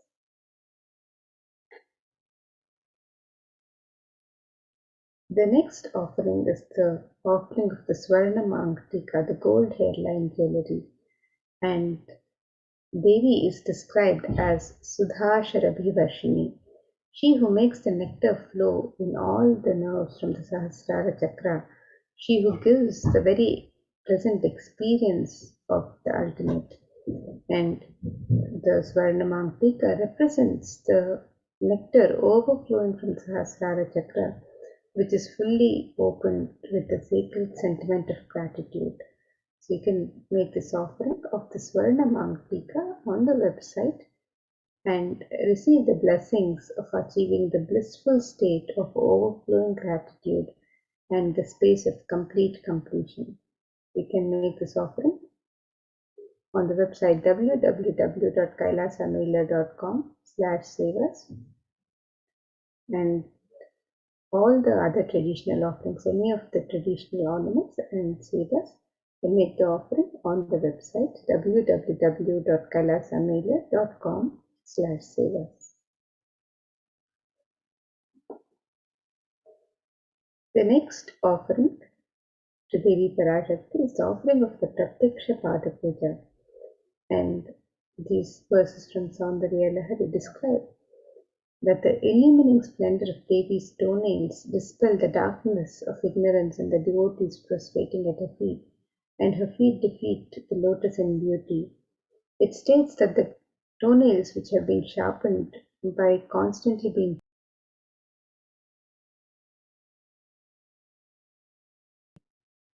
their ignorance, the tamoguna, which is the ignorance in the minds of the devotees, the ignorance is removed by constantly prostrating at her feet.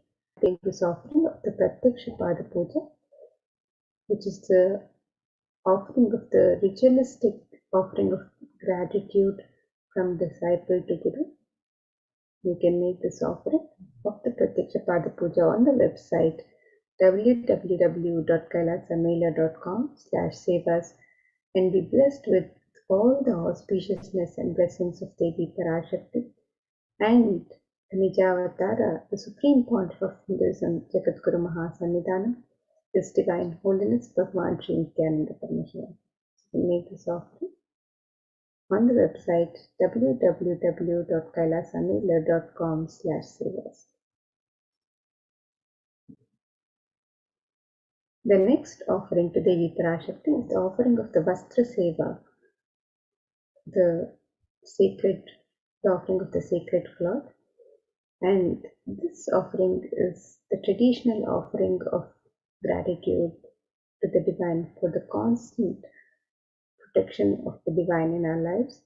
And we can make this offering of the Vastra Seva, the sacred cloth, to Devi Parashakti, and be blessed with all the auspiciousness and blessings of Devi Parashakti and of the Supreme Pontiff of Hinduism, Jagadguru Mahasannidhanam, His Divine Holiness Bhagwan Sri Nithyananda Paramashivam.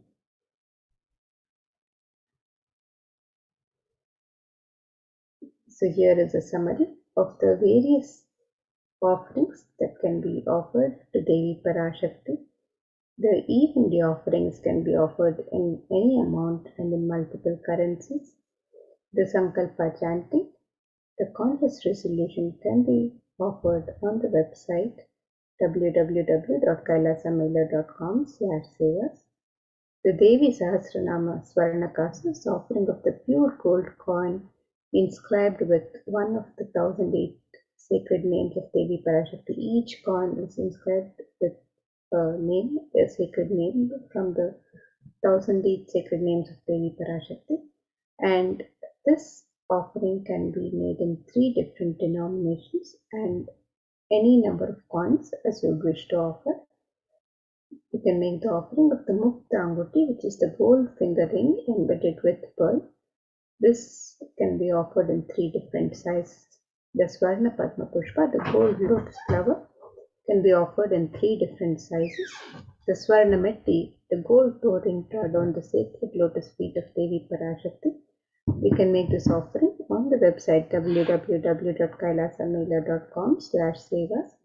The Swarna Mamtika, which represents the nectar overflowing from the Sahasrara Chakra, can make this offering on the website www.kailasamela.com/savas. And you can also make the offering of the Pratyaksha Pada Puja, which is the ritualistic offering of gratitude, the most sacred and traditional offering of gratitude from disciple to Guru. We can make this offering on the website www.kailasamela.com/sevas, and we can also make the offering of the Vastra Seva, the sacred cloth offering to Devi Parashakti. And all of these offerings are being made available for you to register and offer to Devi Parashakti as your traditional offering of gratitude, your expression of the sacred sentiments as you get ready to receive the darshan and blessings of Devi Parashakti. All of these on the website www.kailasamela.com/sevas. And let us now take a look at the website where all of these offerings can be offered to Devi Parashakti. So here we have the website www.kailasamela.com/sevas, and if you'd like to make of the traditional ornaments or the e-hundi offerings, you can click on the links on step 2 to make these offerings. And if you would like to make an intention today to make an offering, if you're not ready to make the offering yet, but you would like to make an intention to make an offering and receive the blessings of Devi Parashakti to manifest your intention into reality, you can make an intention on the form on step 1. And if you're ready to, if you've made your traditional offerings and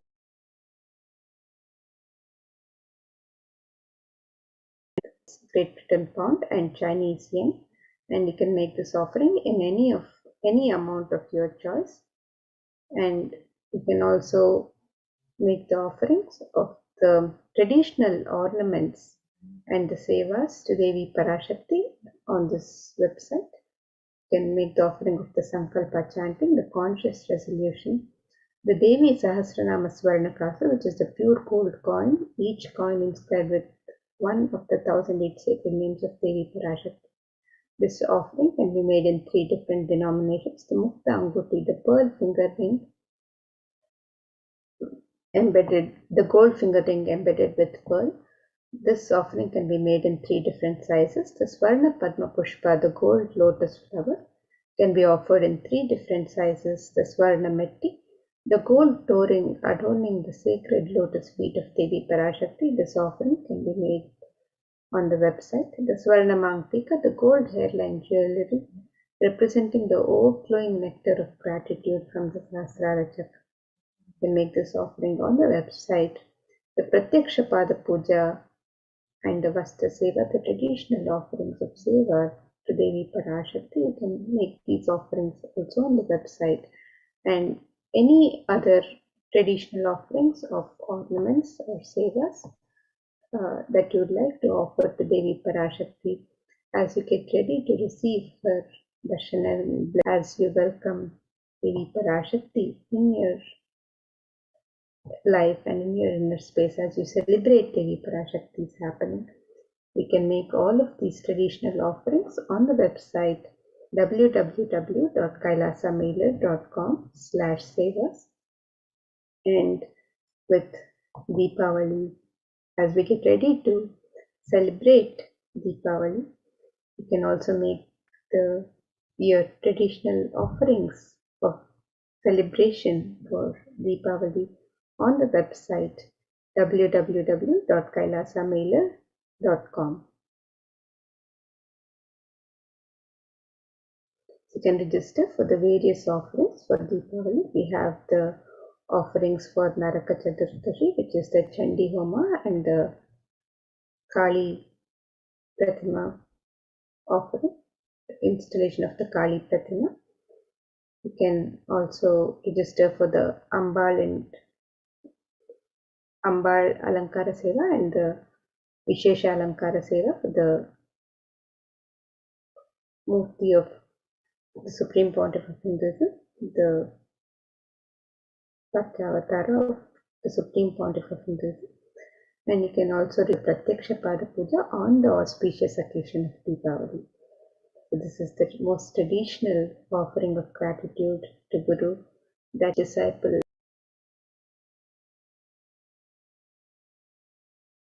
on the auspicious occasion of Deepavali.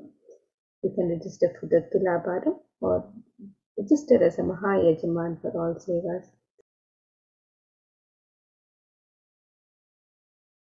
Also coming up. So if Bhagwan or Muruga is your Ishtadevata, you celebrate Muruga Karash Sevas and can make the offerings to Devi Parashakti on www.kailasamailer.com/sevas. So you can now get ready with your traditional offerings to Devi Parashakti, and let us learn more also about the various facilities being made available for the care and well-being of humanity through the various de facto spiritual embassies of Kailasa as being guided by the Supreme Pontiff of Hinduism himself. So let us now learn more about these various facilities, the various contributions of Kailasas to the care and well-being of humanity. So let us now learn more about these contributions of Kailasas and the Supreme Pontiff of Hinduism as he guides us, as he guides the whole of humanity through this pandemic and to a super conscious breakthrough. Nithyananda Madayame Swami. Nithyanandam, Nithyanandam Amrita, Nithyanandam everyone. Welcome back to this segment of Kailasa's COVID Care Protection Center at the Kailasa's de facto spiritual embassies with the blessings of the Supreme Pontiff of Hinduism, Jagat Guru Mahasannidhanam, His Divine Holiness Bhagwan Nithyananda Paramashivan's blessings. Let's start with the Sadguru Vandanam. Nithyanandam Paramasukadam Kevalam Jnanamurtim Dvandvatitam Gagana Chadusham Tattvamasya Ekam Nityam Vimalamachalam Sarvadi Sakshibhutam Bhavatitam Triguna Sadgurum Tam Namami.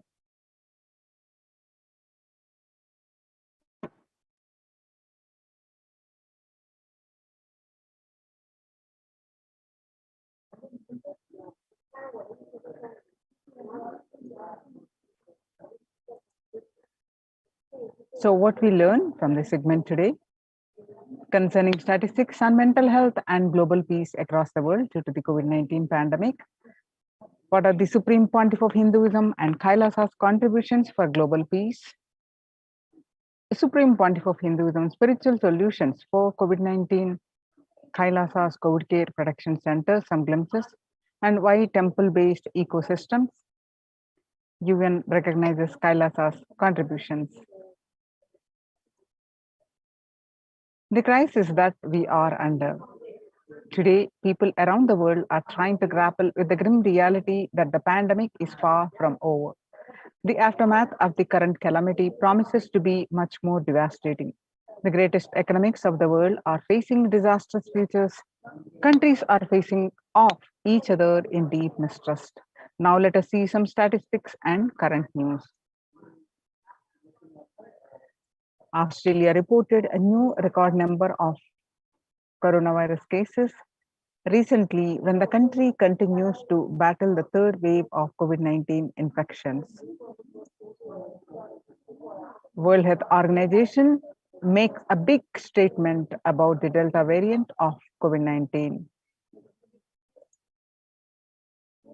The coronavirus pandemic has now killed more Americans than the 1918 to 19 influenza pandemic did. The 1918 to 19 flu infected about 25% of Americans and killed an estimated 0.65% with 675,000 deaths. And COVID-19 has infected more than 12% of Americans and killed about 0.2% with 676,000 deaths. Now that the US death toll from COVID-19 has surpassed 676,000, the coronavirus pandemic has killed more Americans than the 1918 to 19 influenza pandemic did. Axios and the Associated Press both reported the grim milestone recently. COVID-19 now officially US deadliest pandemic as the death toll crosses that of the 1918 to 19 influenza. People infected with the alpha variant exhales 100 times more virus into the air than the original COVID strain. 6 feet distance may not be enough to prevent viral transmission indoors.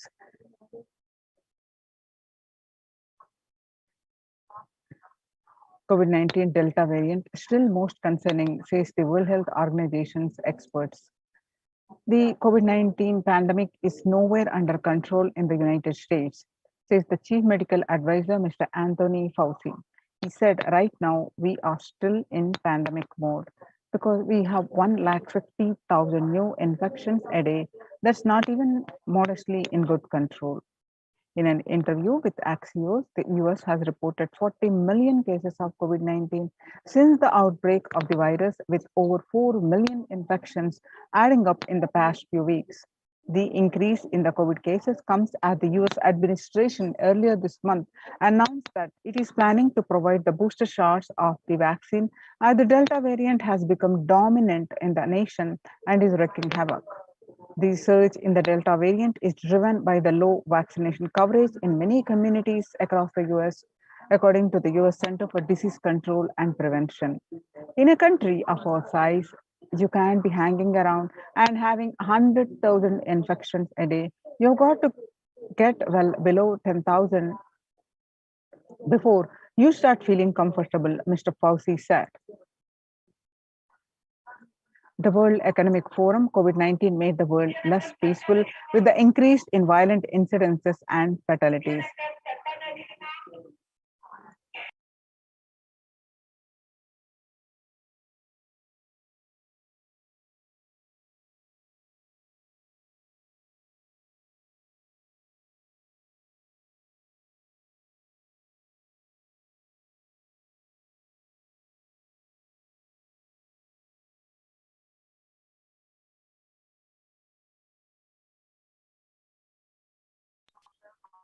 The younger adults are more likely to report symptoms of anxiety and a depressive disorder during the COVID-19 pandemic. The average share of adults reporting symptoms of anxiety and or depressive disorder, what it was before the pandemic in a 6 months period was 11%, and from January to June 2019, and in just 1 month of beginning of this year, it rose up to 41.1%. The share of adults reporting symptoms of anxiety and a depressive disorder, some more statistics confirming the same, that the younger adults are more likely to report symptoms of anxiety and or depressive disorders. Stress in America, COVID-19 is a significant stressor for most Americans. Nearly 8 in 10, which is 78%, say the coronavirus pandemic is a significant source of stress in their lives. Nearly 7 in 10, which is 67%, say they have experienced increased stress over the course of the pandemic. COVID-19 could exacerbate doctors' existing mental health burden. Of the health workers who treated patients during the China's COVID-19 outbreak, 50% showed signs of depression and 45% showed signs of anxiety. Self-reported mental health among pregnant women and new mothers. Depression before the COVID-19 pandemic was 15%. Now, during the pandemic, it rose up to 40.7%. And anxiety was 29%. Now it rose up to 72%. Living under stay-at-home orders, 8 in 10 students are struggling with focus on school or work and avoiding distractions. And 55% of all students do not know where to go for help for their mental health. Nearly 82% of the women surveyed said their lives have been negatively disrupted by the pandemic. Nearly 70% of the women who have experienced these disruptions are concerned their career growth may be limited as a result. The global economic outlook during the COVID-19 pandemic, a changed world. The pandemic is expected to plunge most countries into recession in 2020, with per capita income contracting in the largest fraction of countries globally since 1870. The International Labour Organization, COVID-19 is a threat to peace building in conflict-affected nations. The COVID-19 crisis has worsened already fragile situations. The ILO is more aware than ever of its responsibility to promote peace and resilience in the time of this global pandemic. In India, the Mumbai mayor says the third wave is already here. And the city mayor has said that the third wave of COVID is already upon Mumbai, pointing to a sudden spike in cases. The third wave of COVID-19 is not coming, it's already here, said the Kishori Padnekar, adding that an announcement regarding the matter had already been made in Nagpur. Breakthrough infections found in 25% of the health staff. A little over 25% of healthcare workers were infected with coronavirus despite getting fully vaccinated. A recent study has revealed, giving an insight on the breakthrough infections due to the Delta variant. The study, jointly conducted by the Institute of Genomics and Integrative Biology, Maximum Hospitals in Delhi NCR, found that the vaccination breakthroughs were far more common during the Delta outbreak in Delhi than previously reported.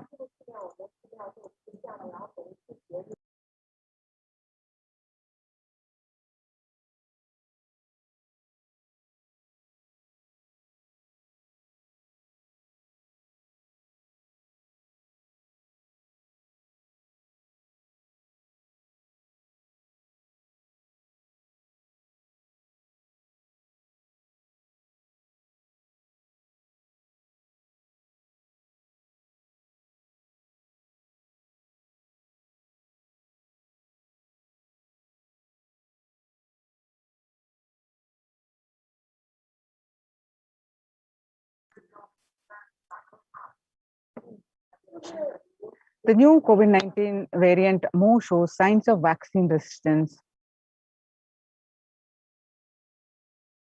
Now that we have seen across the world, the statistics of the COVID-19 pandemic, which is affecting not only the physical health, the increase in fatalities and the mental health, especially on the younger generation, which is leading to the making the world less peaceful, affecting the global health, global peace. So, how to cope up with the current COVID-19 pandemic? It's important to address the COVID pandemic, which is seeing another wave destroying many more lives.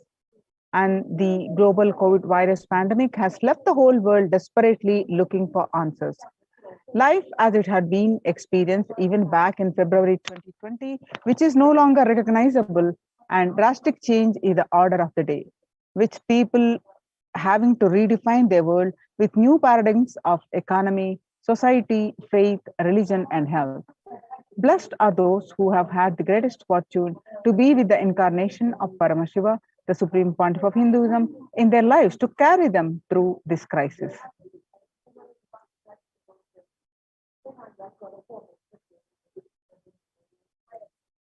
Sustainable developmental goals. Making peace with nature is possible if we start now. Making peace with nature is possible only if we start now.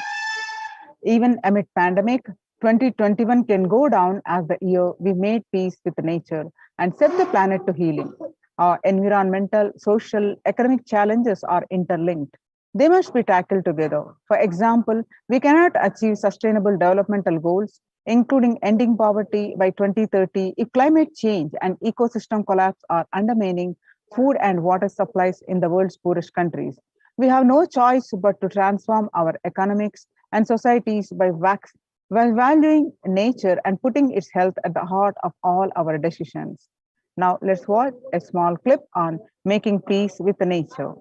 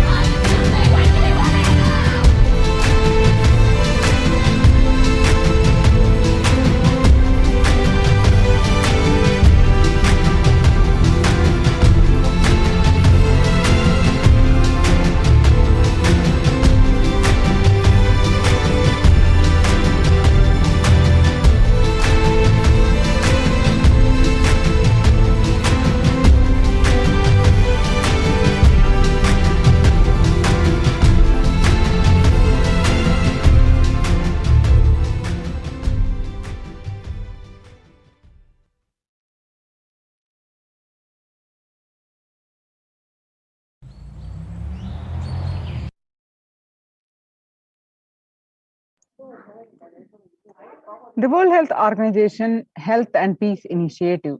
Health and peace are interrelated. In the words of the Director General of World Health Organization, Dr. Tedros, there cannot be health without peace and there cannot be peace without health. United States Institute of Peace. Amid COVID, we need enhanced international coordination to build peace.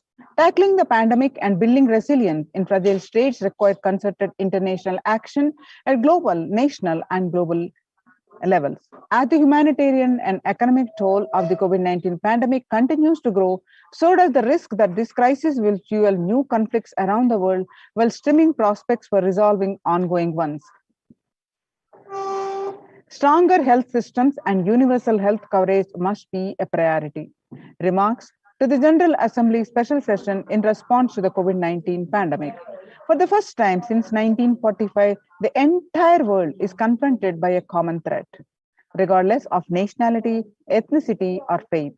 A new social contract between people, governments, and private sector, civil society, and more can tackle the roots of inequality with fair taxation on income and wealth, universal benefits, and opportunities for all.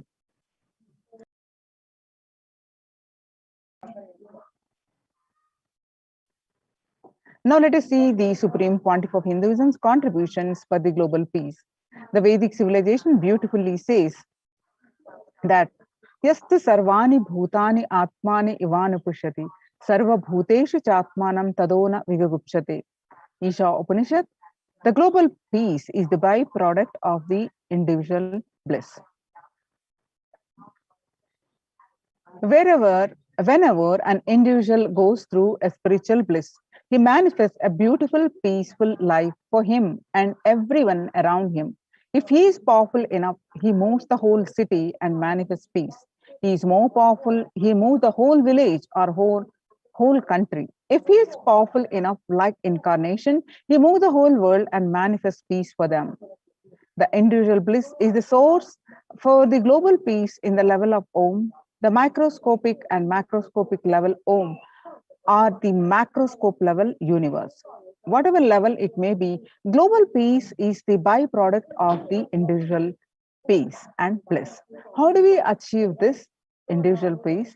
The Supreme Pontiff of Hinduism explains by practicing completion, by practicing unclutching, one can achieve the individual peace, which leads to the global peace.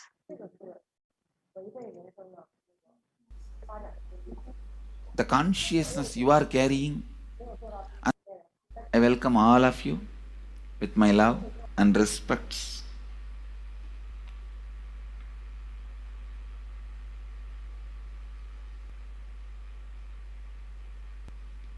Today I wanted to expand on the science of completion. How the science of completion can directly impact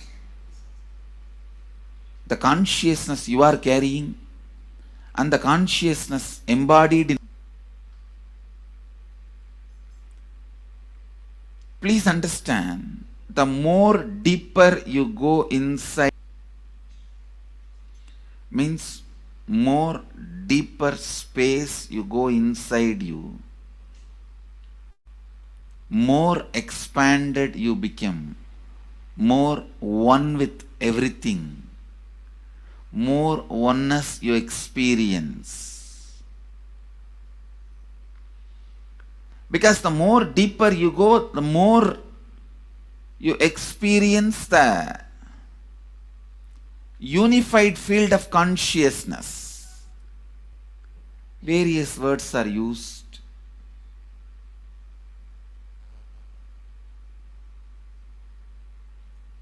Some of the Hindu traditions uses the word Atma, Brahman. Some of the Hindu traditions use the word Nirvana. Whatever word you may use, Atman, Brahman, Nirvana, consciousness, whatever. But one thing I want to tell you, the deeper and deeper you go in your inner space, you experience the vast oneness. The more superficial you are, the more income you carry with others, even with yourself. The more superficial parts of you fights with you, different thoughts of you fights with you, even you fight with you, the more superficial you go, the more deeper you start traveling. First, you get integrated. The you fighting with you stops. Then, the people around you get integrated. They fighting with you stops. Completion with yourself, then completion with others, then comes completion with other things, not just living beings, even with inanimate beings. The completion starts happening. Even with a completion starts happening. Please understand, the more deeper you travel, the more deeper you go, the more deeper you settle down, the more deeper you start living. Your cognition expands. Your cognition includes. Your cognition becomes more and more inclusive. More joy, more bliss, more knowledge, more enlightenment. Please understand.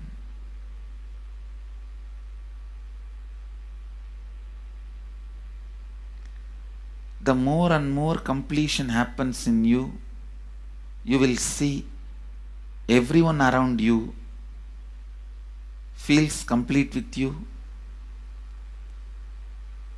That is why I am saying, whether they have body or they are disembodied, in the deepest corners of your being, deepermost layers of your being, deepest parts of your being, you experience such powerful awareness, such joy.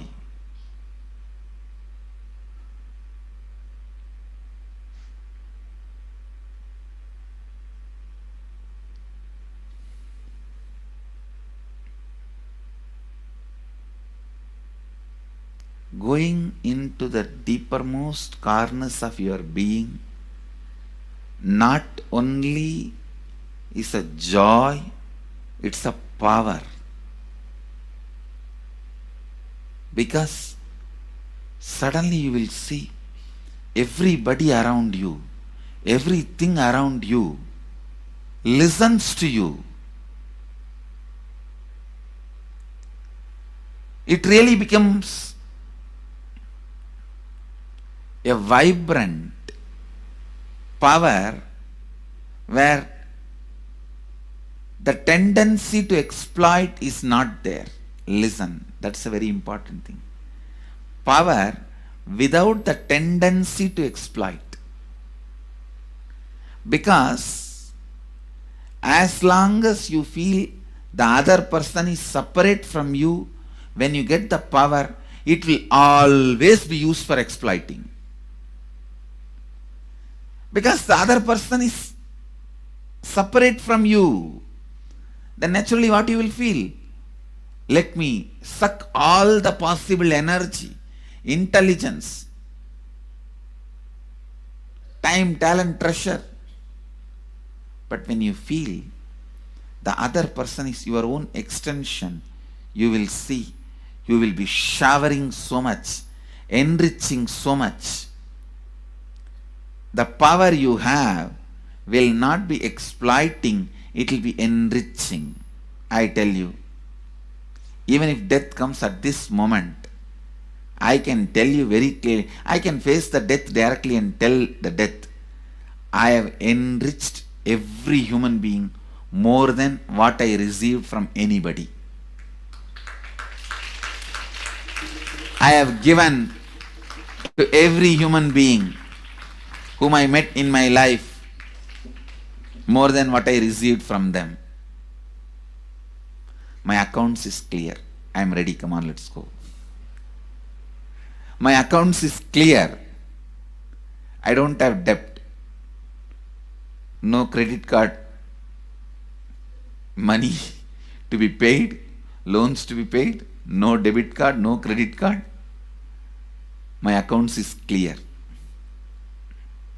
Understand, when you feel everyone is your extension, the power given to you, the power you gain, see, any living is power.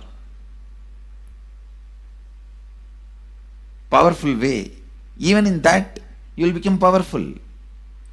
So any lifestyle you choose, you will get power in that field. Whether it is exploiting or enriching, murdering or raping or go on serving. Whatever lifestyle you choose, living is power. When you go into the deepermost core of your being and start living based on completion, I tell you,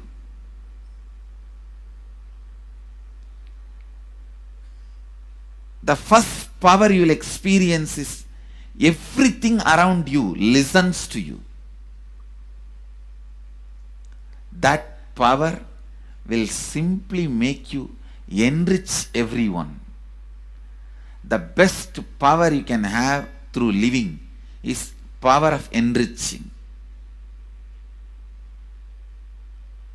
Whatever you do, as I said, whether you live the life of enriching or exploiting, you will become powerful. I tell you, the power of exploiting brings more and more conflict within and without.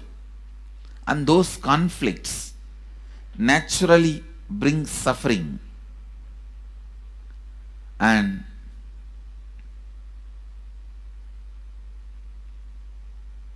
the power of enriching brings more and more completion in you and in others. This full month, Nithyananda Sangha all over the world, The other day I was seeing, we have officially presence in more than 50 countries. As devotees, group of devotees, we have presence in 100 countries. All over the world, we are going to celebrate this whole month for Global Peace Month, impacting global peace. All of us this whole month will live completion and do samskara dahana kriya, means burning the patterns which separates us from others, burning the patterns which are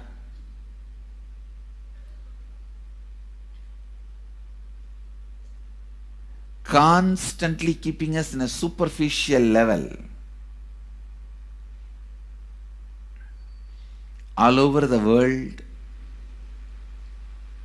we will be doing samskara dahana kriya, burning our patterns and leading us to more and more completion. And we also have special 3 Nitya Dhyana Yoga program teaching people science of completion and facilitating samskara dahana kriya. This month, 20th, 21st and 22nd,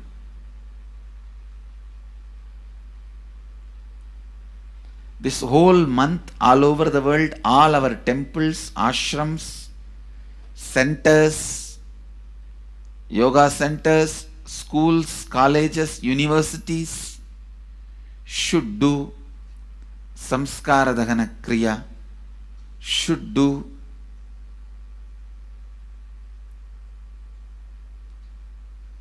the practice of burning all the incompletions and patterns which leads to conflicts, bringing more and more peace inside us and outside us, spreading peace. This whole month, let's impact global peace. Let us really contribute to the global peace, not just talking about it. Let's do it. Let's do it. Not just talking about it. Let's do it.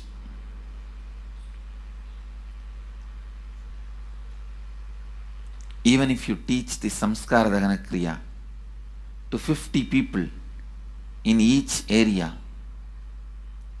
each place where we have centers, ashrams, temples, two-way centers, yoga centers, even 50 people, each Tanidar teaches, enriches them with this science.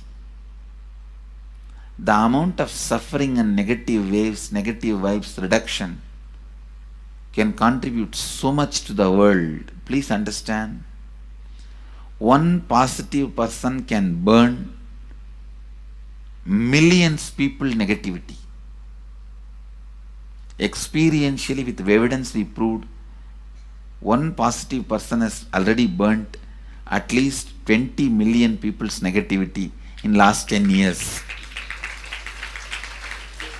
and brought peace. So each one of you, if you stand up as one positive being, one authentic, responsible, enriching being,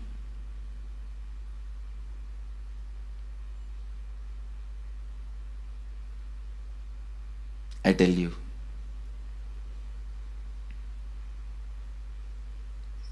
we can do so much to the world. It will be a better place than the time we entered. When we leave, it should be a better place. That's all. When we leave the earth, it should be a better place. So understand, inner peace is your birthright. Go to the depths of your being. Bring more and more completion into you. Completion with others. and start living Advaita. Today in the Inner Awakening session, it's all about completion with others. So last 6 days, literally, you worked so much, one by one by one by one by one, layer by layer by layer by layer. The completion with yourself. Now comes completion with others. Today we are starting the science of completion with others.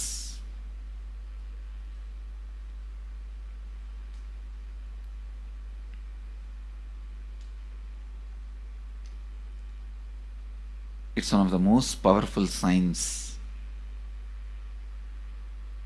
Does so much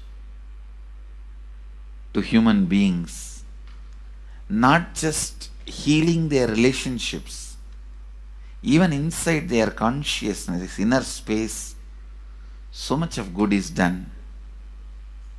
So much of awakening is done.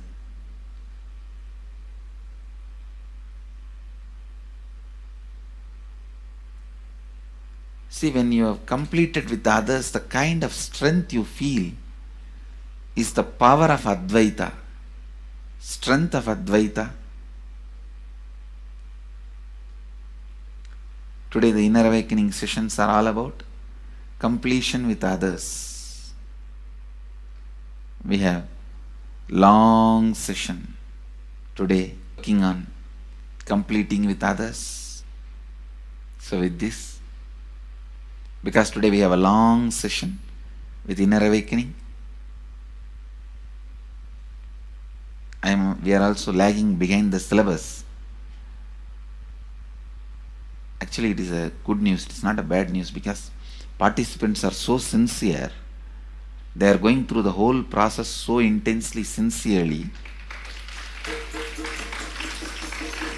Because of that, we are little delayed, but today I am going to catch up. Today I am going to spend more time and catch up with them, with the syllabus. So,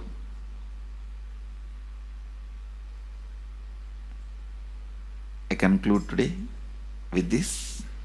I'll move to the next.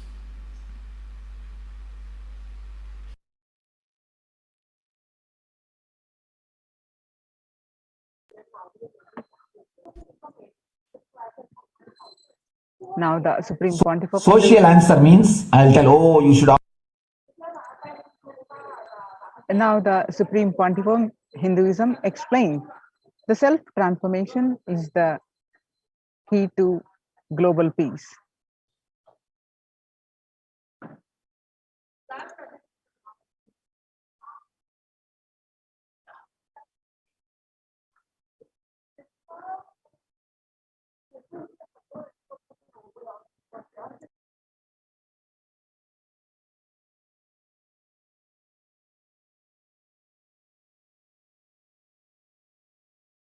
Social answer means I'll tell, oh, you should all work for global peace. You should all work for turning the world. You should work for revolution. You should work for all these, that things. You should vote only the party which says that it will stop the war and all these things. This is the social answer. Nonsense. If you want the honest answer, I tell you, simply transform yourself. You can't do anything. If at all you can do, you would have done it. Be honest. If you can do, you would have done it. You are raising this question because you are not able to do. Am I right? So let us be very clear. Let us be honest. We are not able to do. Socially. That's the truth. That's the reason you are sitting here and raising the question. I tell you, understand few important things. There are a lot more attached to this question. There are many things which is attached to this question. We always feel the present is the world is totally spoiled. It is not going according to the rules or how it is supposed to be. It was wonderful once upon a time. In ancient time, things were going properly, everything was well and great. And I tell you, 10,000 years ago, they found some writings on stone in Harappa Mohenjo-daro culture. Some stone writings have been discovered. The other day I read a beautiful book about that stone writings. That writings, it says, oh, nowadays the society is not as it should be. So much of war, there is no peace. In the early times, there was so much of peace. Society was really great. Things were as it should be. And it almost looks like a today newspaper editorial. 10,000 years ago, the same carved on a stone. Then understand, there was no such time as only good prevailed. It is just a fantasy. Hinduism, they call it Satya Yuga, the age of truth. There was a time only truth prevailed. And every religion, Christianity, they say the Garden of Adam and Eve. There was a time everything was wonderful. Every religion has got the fantasy. The past was great. There was golden past. Always the idea of golden past exists only in the past. The more you go back, again you say the past was great. And I tell you one thing, it is a wonderful way of postponing accepting the reality. Otherwise, I can be sure the world was same as it is today. Whether it is 5,000 years ago or 10,000 years ago. Maybe one thing, there was no CNN channel that time. So the news did not reach you so quickly. That's all. The news did not reach you so quickly. That may be the only difference. But otherwise, I can be sure the good and was equal. Good and the bad was equal. The same amount of wars were there. All the other things were there. You read the Puranas, the mythological stories of India, you see enough of things. Enough of dirty things. I think sometimes I find a little more. And if you read completely the Puranas or the Hindu scriptures, there are a lot of things much worse than modern day. The criminal activities or bad things or negative things, whatever you say, all this stuff. And never think only present day is corrupted or violent. In the ancient days also, all these things were there. Only one thing was not there, the CNN news or the internet. So the news did not reach you. But otherwise I can tell you, enough the good and bad was there. It always will exist. It will exist. All you can do is, if you awaken yourself, if you reach the enlightenment state, you can go beyond it. And I tell you, enlightenment is the only service you can do to the society. Just become enlightened so that you will reduce the negativity. Now, as of now, you are also the part of negative group. Naturally, we will be a negative group. As long as we are unenlightened, we will be the part of collective negative consciousness. So if you become enlightened, at least you will reduce your weight. That's the only thing we can do. Nothing else can be done. So all I request you to do is just become enlightened. Realize that you are a lion. That's the only way to help yourself and the society. Otherwise, all revolutions, you see, all revolution again end up as one more tradition. In last 2000 years, 3000 wars have happened in the humanity. In 2000 years, 3000 wars. Human beings have not done anything except doing wars, except fighting. Everybody claims he wants to do revolution. He wants to spread peace. You see, every country claims their army is a defensive army. Then who is offending? Tell me. Every country says defensive army. Then who is offending? These are all just, games. The idea of peace is a pure game. Everybody wants to spread the peace according to them, not according to the other person. They want peace according to them. The other day I was in one interreligious gathering. One guy is preaching, let all of you convert to my religion so that we will not have fight. He wants peace the way in which he wanted, not the way in which.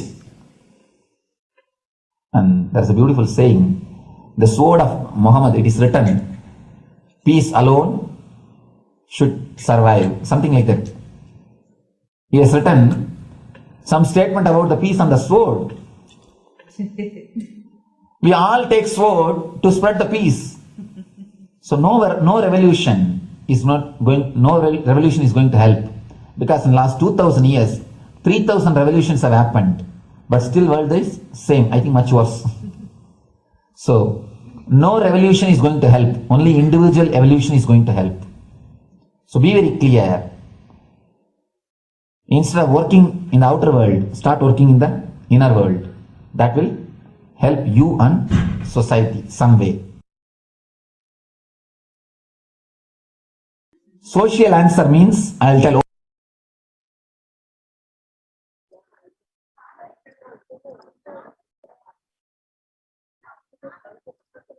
Now, the Supreme Pontiff of Hinduism says, Sri Kailas is all about peace-based powerfulness. Listen carefully. The space of Shanti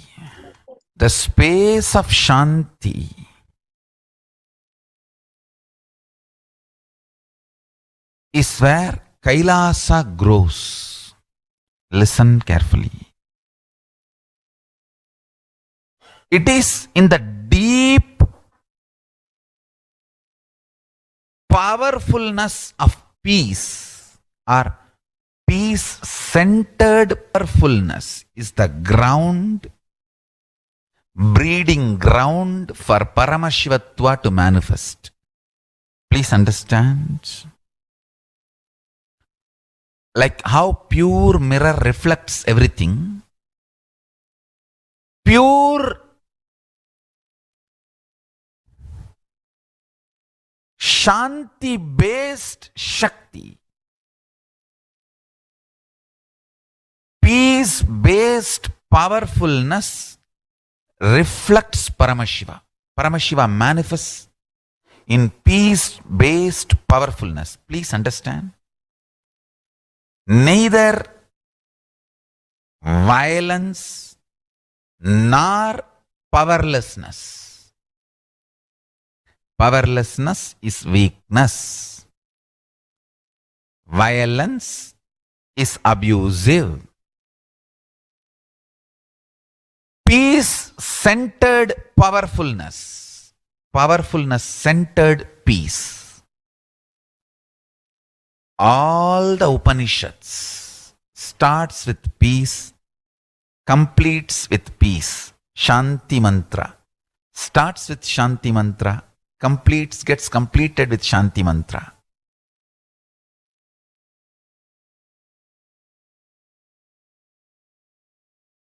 Peace-based powerfulness is a fundamental requirement for Paramashivatva to manifest. That is why people who don't want us to manifest Paramashivatva or power manifestation do not want to allow the peace in our life, or do not want peace in our campus. Understand?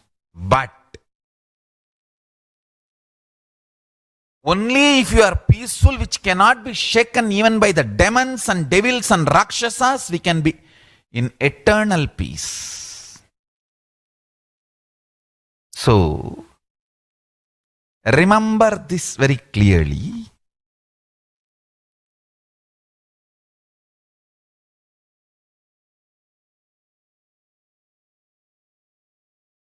Peace alters the very DNA structure, genetic structure, the core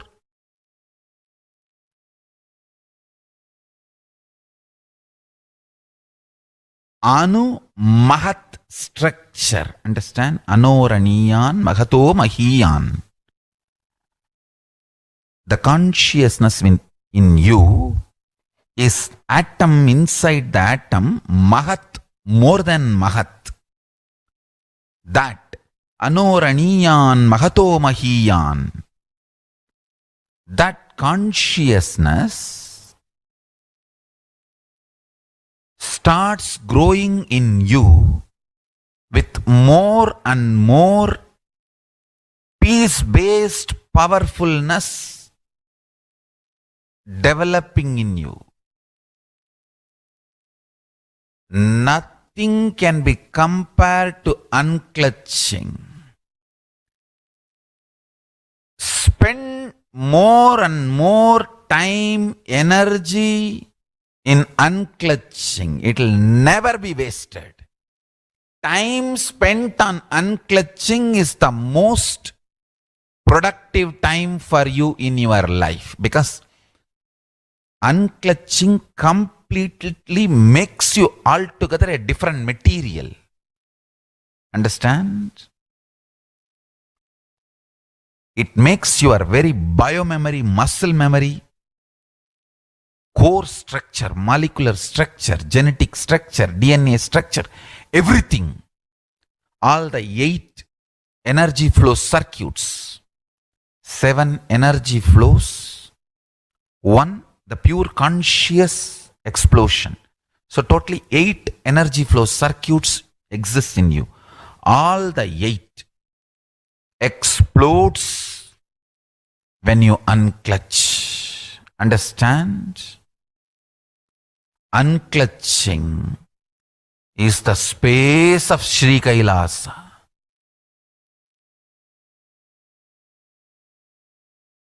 Listen.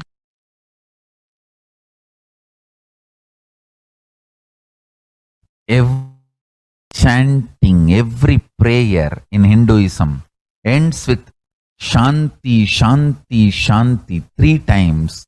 Means peace, peace, peace. Hinduism is the real religion. Loving peace, living peace. Individual level, social level, global level. Understand? Hinduism lost all its 56 nations, 200 states, 10,000 kingdoms, samsthanas, is not a loss to Hinduism, it is a loss to planet Earth, human beings. Wherever Hinduism is practiced, kept alive, the ideal of global peace is kept alive. This one simple statistics. You yourself study. Google and study. Take the top 10 religions and list how many people they converted in last 200 years. How many people they killed.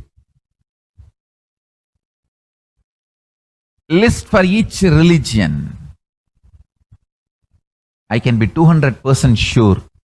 You yourself will realize Hinduism is the most peace-loving and peace-living religion. Neither conversion nor terrorism. Neither conversion nor terrorism. Being the supreme pontiff of the most peace-loving, peace-living religion, I give you all my blessings on this International Peace Day. Understand? It is we Hindus need to keep the global peace as a living possibility, and we need to make this global peace as reality. Just talking about global peace will not work. Working for global peace only is the responsibility of the real living Hindu. Anyone who wants to claim themselves as a Hindu or practicing Hindu should work for global peace. Global peace is our responsibility.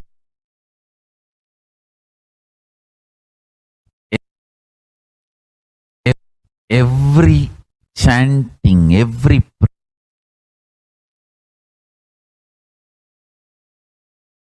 Hindus have the responsibility to bring global peace.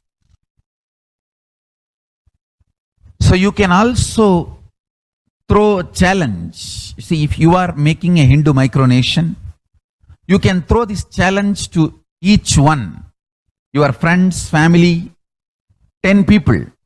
Let them participate in the challenge and then let them send the challenge to others. So I welcome all the living and practicing Hindus to become founding fathers of Kailasa micronation in your countries.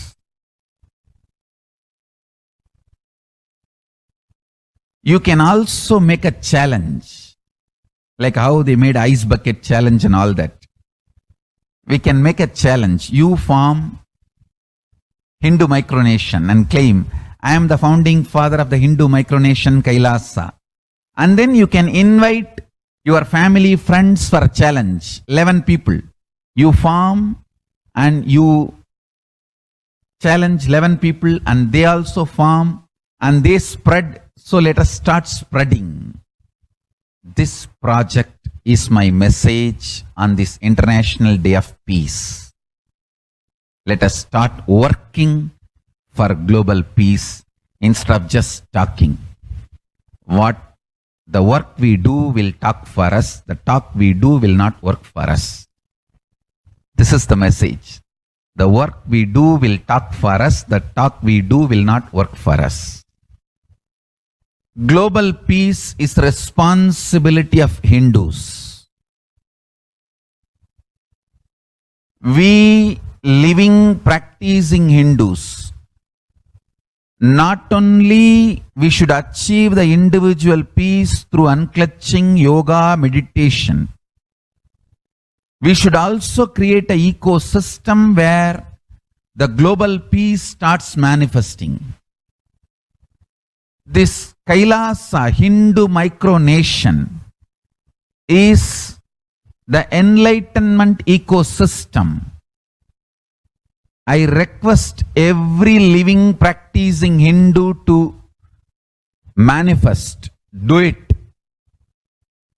So the global peace can manifest from these Kailasa Hindu micronations all over the world.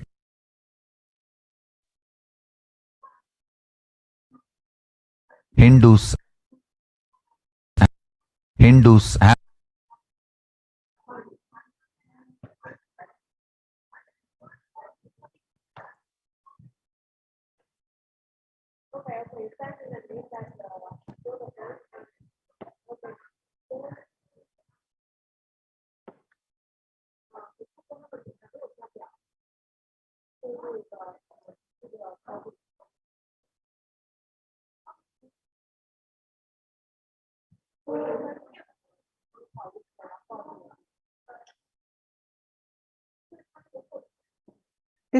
Now let us see the Kailasa's mission of global peace and super consciousness breakthrough. The sovereign order of Kailasa, led by the Supreme Pontiff of Hinduism and Nithyananda order of monks, nuns, and Hindu diaspora, are working for global peace and to give a super consciousness breakthrough to humanity. It is the Supreme Pontiff of Hinduism's mission to revive a conscious world where the global issues at climate, economic, social, health, and humanitarian levels cease to exist from their very root, turning the problems of poverty, hunger, violence, discrimination into powerful living through the experience of oneness. The Supreme Pontiff of Hinduism has been working from the very grassroots level to usher in an era of peace at all levels: individual, societal, national, and global. His deep insights into the workings of the human mind body emotions have enabled him to powerfully and directly address various social and emotional problems facing humanity today. Some of the ways that the Supreme Pontiff of Hinduism provides spiritual solutions to combat the pandemic and other issues. Since the beginning of the lockdown, the amount of contribution and activism of Kailasa has increased multifold through the Paramashivoham program, bringing super consciousness breakthrough to the whole humanity. By starting the Akhanda Nirvikalpa Samadhi Jnana Yajna and contributing almost billions of minutes so far. Paramashiva Sankalpa chanting, the sacred Sanskrit mantra chanting to heal 24/7 via Zoom sessions.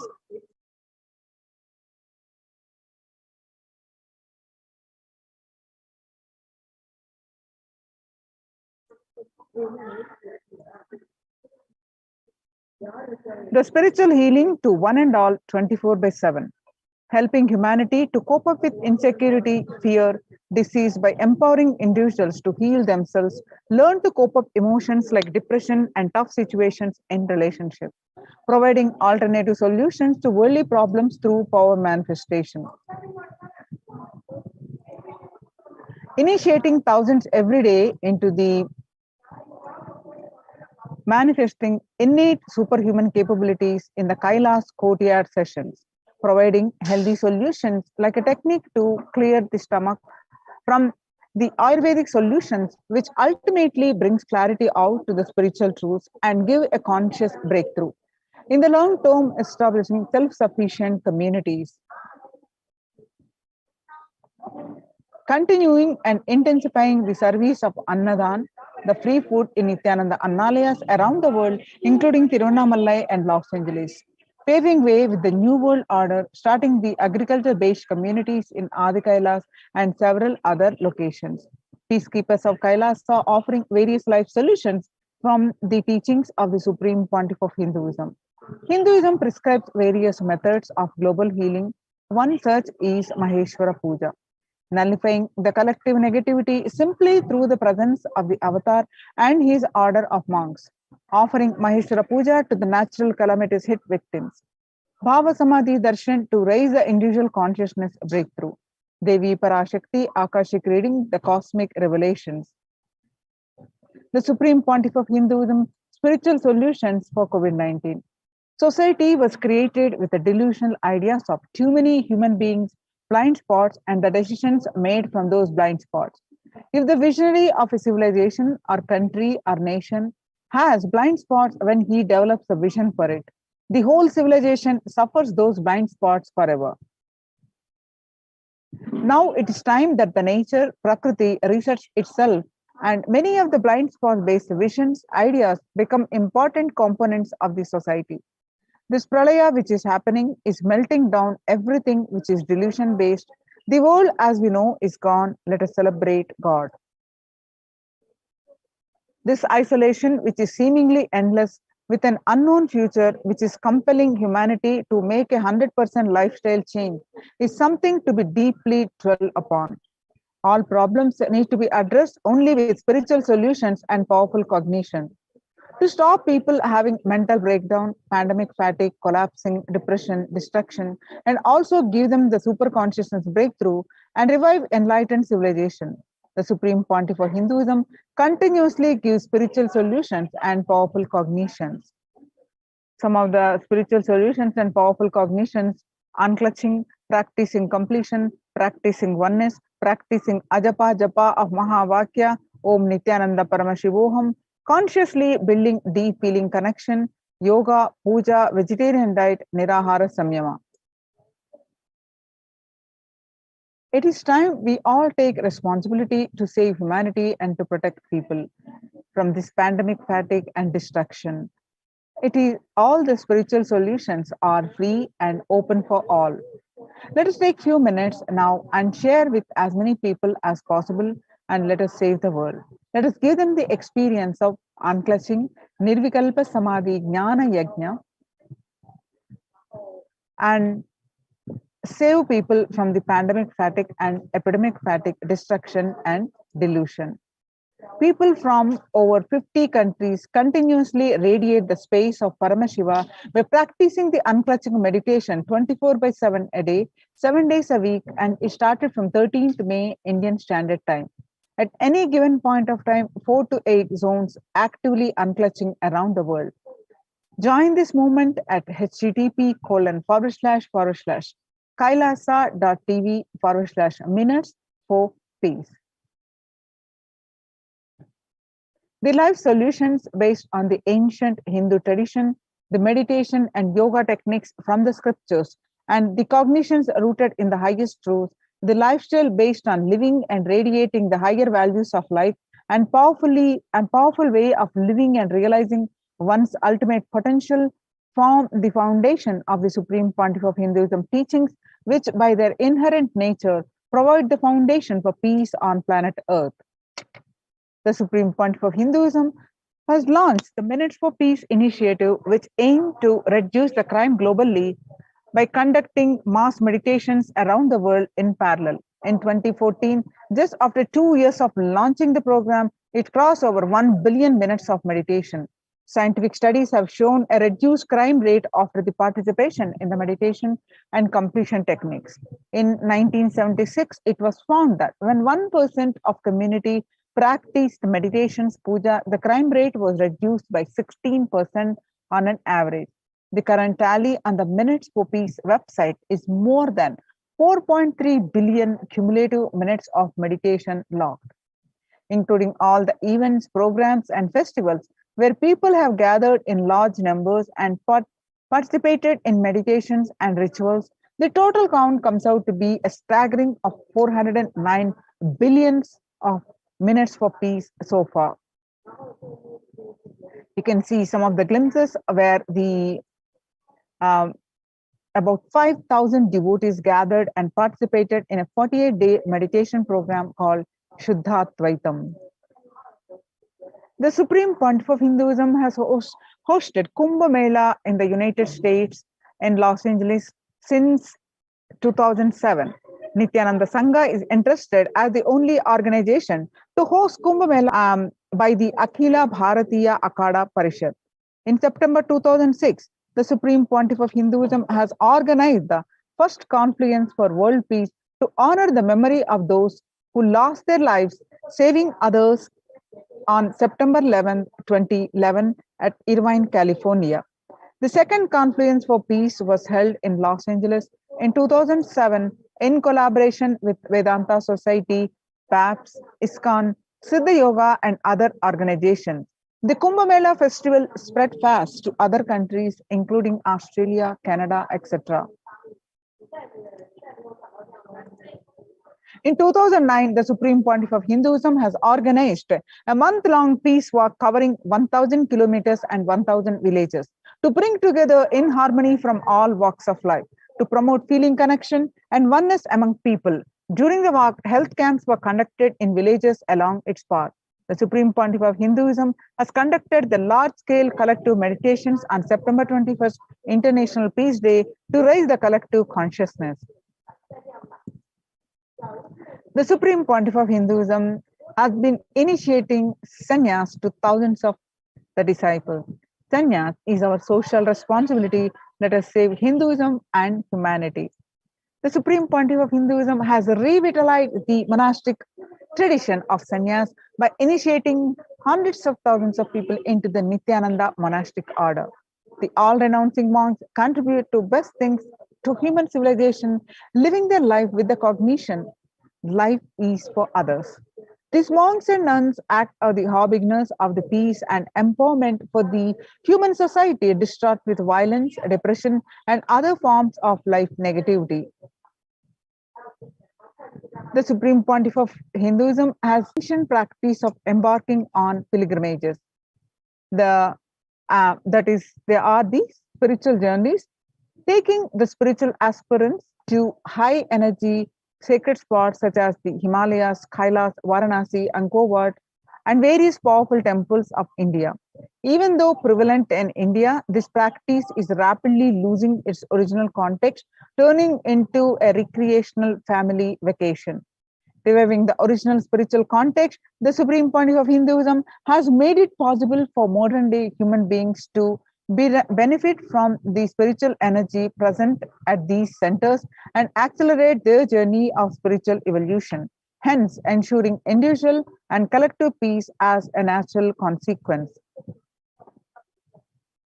Food systems hold key to ending the world hunger, United Nations Environmental Program. Effect of COVID-19 pandemic, the UN has noted a dramatic increase in the world hunger. According to the state of food security and nutrition in the world, 1/10 of the global population, as many as 811 million people, were undernourished in 2020, an increase of 118 million from 2019. Under the Red Om, the No Hunger Project, through the Amnalayas, the food donation centers at the Kailasas de facto spiritual embassies worldwide, under the guidance of the Supreme Pontiff of Hinduism, has served over 5 billion organic sattvic vegetarian meals so far. Giving free food to all the citizens of the is the economic policy of Kailasa, deriving the reference from Vedas and Agamas. Recently, under the humanitarian initiative launched by the Supreme Pontiff of Hinduism, is opening of Kailasa's COVID care centers in India, where the monastery campuses have been turned into a multi-layer quarantine facility to safeguard the inmates against any possible point of contact with the outer world. The Supreme Pontiff of Hinduism has opened this service free to all people, regardless of any differences in age, gender, caste, creed, ethnicity, color, or socio-economic status. Food, shelter, internet, and all basic facilities, including medical care, are provided at these COVID care centers, free of cost and for an indefinite period of time. The outcome has been a splendid zero infection rate so far among the participants, a feat not achieved anywhere else in the world, let alone in India. This response model of handling the COVID-19 pandemic at a community level, along with the guidelines and recommendations for governments, has been recognized and accepted by the United Nations as well. Now we can see the participants of the Kailasa's COVID care program offered by the Supreme Pontiff of Hinduism are enjoying a healthy spiritual lifestyle in multi-layered protection. They enjoy stress-free time, following a spiritual morning routine, doing yoga, daily puja, temple sevas, kara sevas, and celebrating festivals.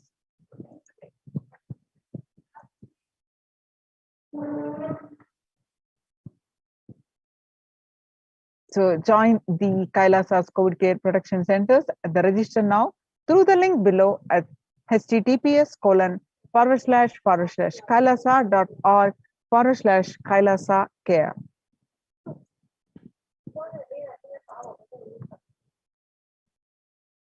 The revival of the temple sciences and ecosystem.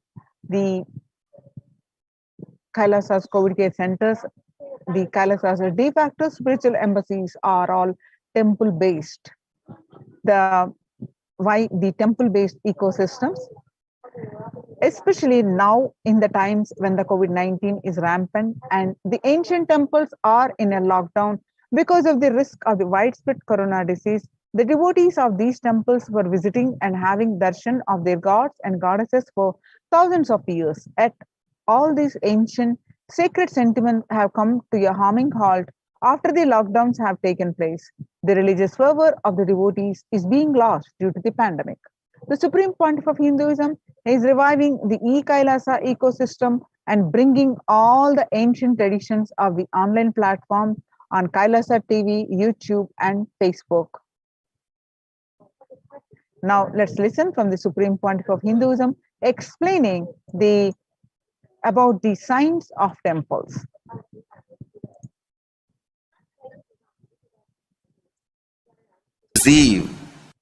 Master, people not belonging to this culture knows little about this particular Meenakshi temple.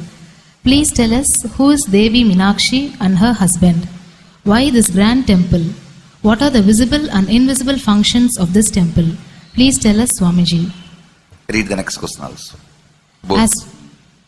As we see in our present time, towers or dish TV antennas everywhere connecting invisibility to satellites, doing an incredible function for individuals and for society.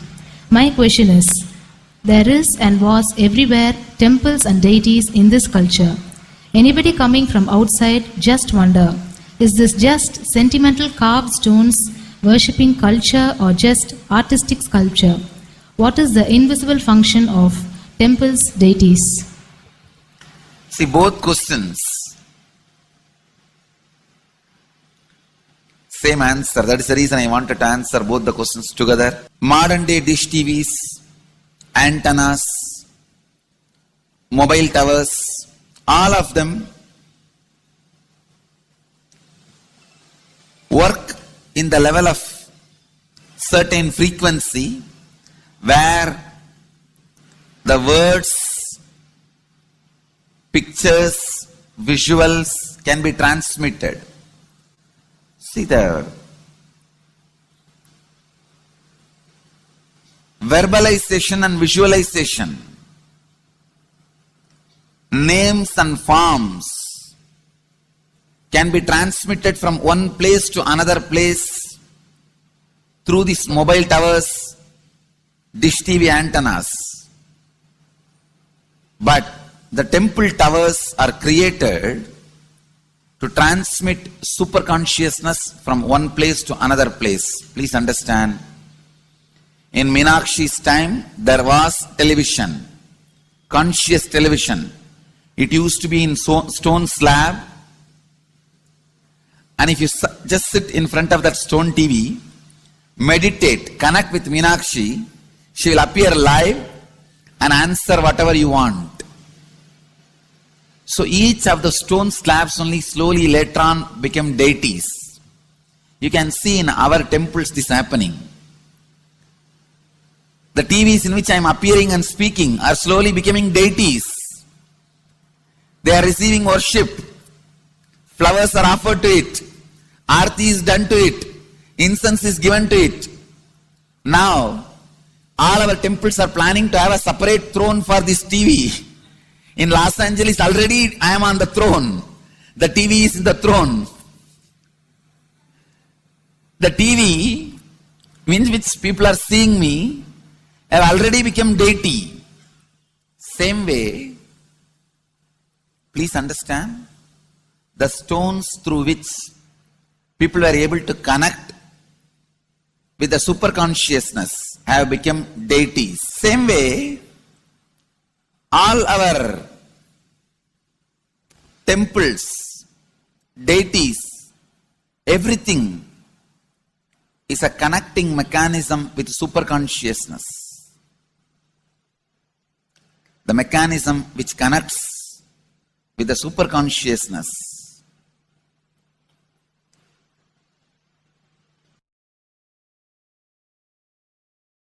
please understand, the deities and temples are not just sentimental carved stones, or they are not just artistic sculptures, they are conscious transmitters. They raise you to the super consciousness. In each house in Vedic tradition, we have a puja room. All the puja rooms are your private conscious port, are conscious transmission centers. The main temple is the place from where continuous super consciousness is radiating. So if you just sit and connect with a deep feeling connection, see, in those days human beings were so beautiful and simple. Just remembering the name of the deity is enough. They are already in connection with the deity. That feeling connection. When I read Patanjali's Yoga Sutra, it says, sit in Siddhasana and be in Samadhi. That's all. So the human beings were so simple in those days.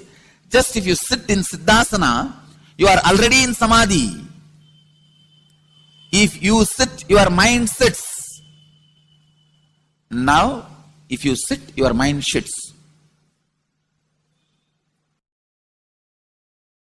Mind is completely away from the body. In those days, human beings are so simple and intelligent. All the non-mechanical parts of their brain were awakened. It is Western culture which killed the non-mechanical parts of the brain, the functions of the non-mechanical parts of the brain. Please understand, in the Vedic civilization, always human beings were brought up in such a way that non-mechanical parts of the brain was fully alive and awakened. It is a cultural invasion, destroyed the greatest possibility of the human being when the non-mechanical parts of the brain is not functioning anymore. The temples, deities, all these are looking useless. Otherwise, they are a huge conscious infrastructure. Please understand. So, one example, suddenly, if we find some method to travel just 20 feet above the air or 30 feet above the air without petrol or diesel, all our automobiles, roads, everything will become useless. Then you will wonder, why so many automobile industries are established? Why so many cars are produced? Why this huge road waste? I think our ancestors are fools. You don't understand. At one period, it was used. It was being useful. Our temples, our deities, all these are useful if all your non-mechanical parts of the brain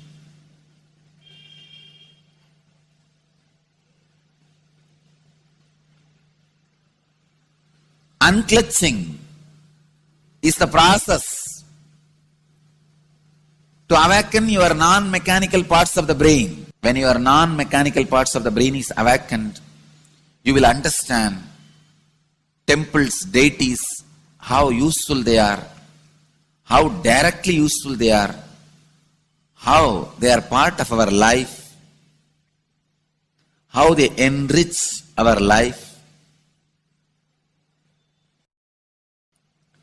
and how they make human beings intelligent, enlightened. These are the methods created to create enlightened civilization.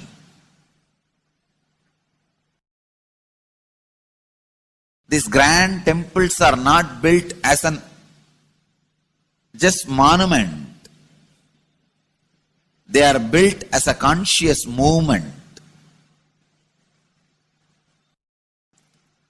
It is not like Egyptian pyramids, monuments. No. It is conscious movement to raise human beings to the highest consciousness, to make human beings experience the highest purpose.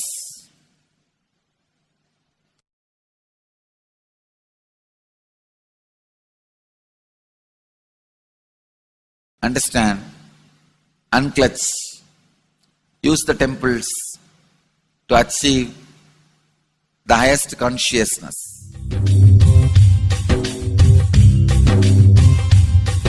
जीवन मुक्ति प्रद